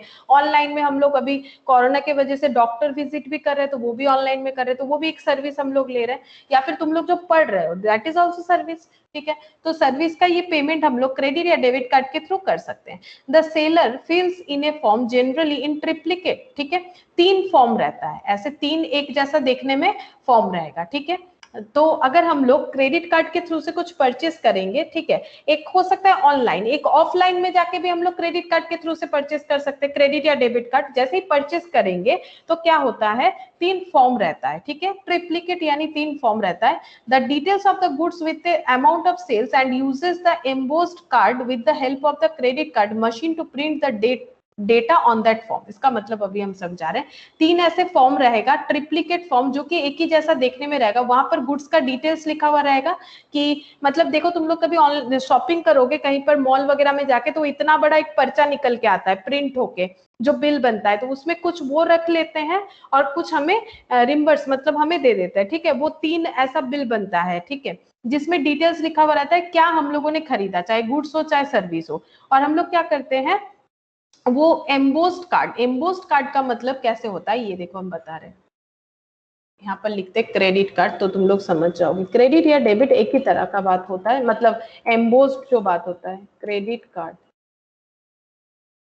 ये देखो मतलब ये जो दिख रहा है ना, इस पे ये उभरा हुआ रहता है, मतलब इस पे हाथ दोगे ना तो ये हाथ में टच होगा, मतलब ऊंचा ऊंचा लिखाई जो है ये रहेगा, ठीक है। ये देखो ऐसे नाम रहता है, यहाँ पर ये कितने साल तक वैलिड है, ये वीजा है, ठीक है, वीजा प्लैटिनम कार्ड है। ये देखो 4444 16 डिजिट का कार्ड है, ठीक है। और यहाँ पर ये जो हाथ दोगे ना तो ये उभरा हुआ मतलब उठा हुआ रहेगा, ठीक है, उठा उठा लिखा हुआ रहेगा, इसको बोलते हैं एम्बोस्ड, ठीक है। ये इसको बोला जाता है embossed card with the help of credit card machine. अब क्या करना पड़ेगा, इस कार्ड को क्रेडिट कार्ड मशीन में पंच करना पड़ेगा, ठीक है। क्रेडिट कार्ड मशीन भी दिखा देते तुम लोग को कैसा होता है, छोटा सा होता है, ये देखो ऐसा होता है। ये तो स्वाइप कर सकते हो, पहले चिप कार्ड नहीं था, जब से चिप कार्ड आ गया ये ऐसे हम लोग इसमें पंच कर सकते हैं। देखो पहले ये सिस्टम था और जिनके कार्ड में चिप आ गया है, नया कार्ड जिनका है वो ये वाला यूज कर सकते हैं, ठीक है। ये ऐसे इस तरह से, तो उस मशीन में अपने कार्ड को पंच करना पड़ेगा, ठीक है। तो यहाँ पर हम लोग ऐसे कर सकते हैं, ये देखो तो वही बोल रहा है with the help of the credit card machine to print the data on that form. इससे क्या होगा, वहां पर ट्रांजैक्शन जो है वो शो करेगा। Also the customer has to countersign the form. देखो तीन फॉर्म रहेंगे, ठीक है। उसमें क्या होगा, हमारा गुड्स वगैरह का डिटेल्स लिखा हुआ रहेगा, फिर हमें बोलेगा कि कैसे पेमेंट करना चाहते हैं, कैश या कार्ड में। तो अगर हम लोग बोलेंगे कार्ड में पेमेंट करना चाहते हैं, हमें ये मशीन दे देगा और जैसा मशीन रहेगा उस हिसाब से हम लोग अपना कार्ड का यूज करेंगे। तो ये हमारा कार्ड का जो डिटेल्स वगैरह है जो चाहिए पेमेंट के लिए वो जाके वहां पर अपने आप छप जाएगा, ठीक है। और जैसे प्रिंट हो जाएगा पेमेंट हो जाएगा। अगर हम लोग डेबिट कार्ड से पेमेंट कर रहे हैं तो तुरंत, क्रेडिट कार्ड से कर रहे हैं तो अगर हम लोगों ने मतलब इंस्टॉलमेंट में पेमेंट करना है तो इंस्टॉलमेंट कुछ दिन बाद से कटना स्टार्ट होता है। नॉर्मली अगर इस महीने इंस्टॉलमेंट में खरीद रहे हो तो इंस्टॉलमेंट पेमेंट नेक्स्ट मंथ से होता है, ठीक है।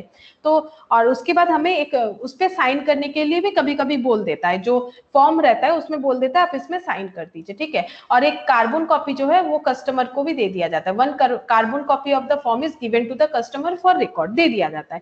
अब ये हर जगह जरूरी नहीं कि होगा, लेकिन हाँ बिल तो हम लोग लेके आते हैं ना, तो एक कार्बन कॉपी जो जेरोक्स कॉपी है वो हमें दे दिया जाता है। The seller sums up the different amounts sold like this and submit generally every day to his bank all the forms। तो सेलर मतलब जो बेच रहा है, ठीक है, उनके पास ऐसे बहुत सारे कस्टमर डे टू डे आते हैं जो कि डेबिट या क्रेडिट कार्ड के थ्रू से पे करते हैं। तो जो डेबिट या क्रेडिट कार्ड के थ्रू से पे कर रहे हैं वो जिस बैंक का डेबिट या क्रेडिट कार्ड यूज कर रहे हैं उस बैंक को सारा डिटेल्स देना पड़ेगा सेलर को, ठीक है, तभी जाके उनके पास पैसा आएगा। The amount is credited by the bank to the seller account. तो फिर क्या हो जाएगा, जो अमाउंट मिलना चाहिए सेलर को वो बैंक क्रेडिट कर देगा। बैंक पूरा डिटेल्स देखेगा अच्छा मेरा ये कस्टमर बोला है कि मैंने इतने का पेमेंट किया, मेरे अकाउंट से डिडक्ट कर दीजिए, ये एक इंस्ट्रक्शन है, ठीक है, वो कार्ड के थ्रू से। तो बैंक क्या करेगा, जैसे तुम लोग ऑनलाइन में कुछ भी पेमेंट करते हो तो अपने बैंक को बोलते हो कि पे कर देते हैं, ठीक है। जैसे ही तुम लोग क्लिक करते हो तो हमारा बैंक हमारा जो पेमेंट है वो ट्रांसफर कर देता है जहां जिस सेलर अकाउंट में जाना चाहिए, तो वैसे चला जाएगा and debited to the account of the bank or the company issuing the credit or debit card.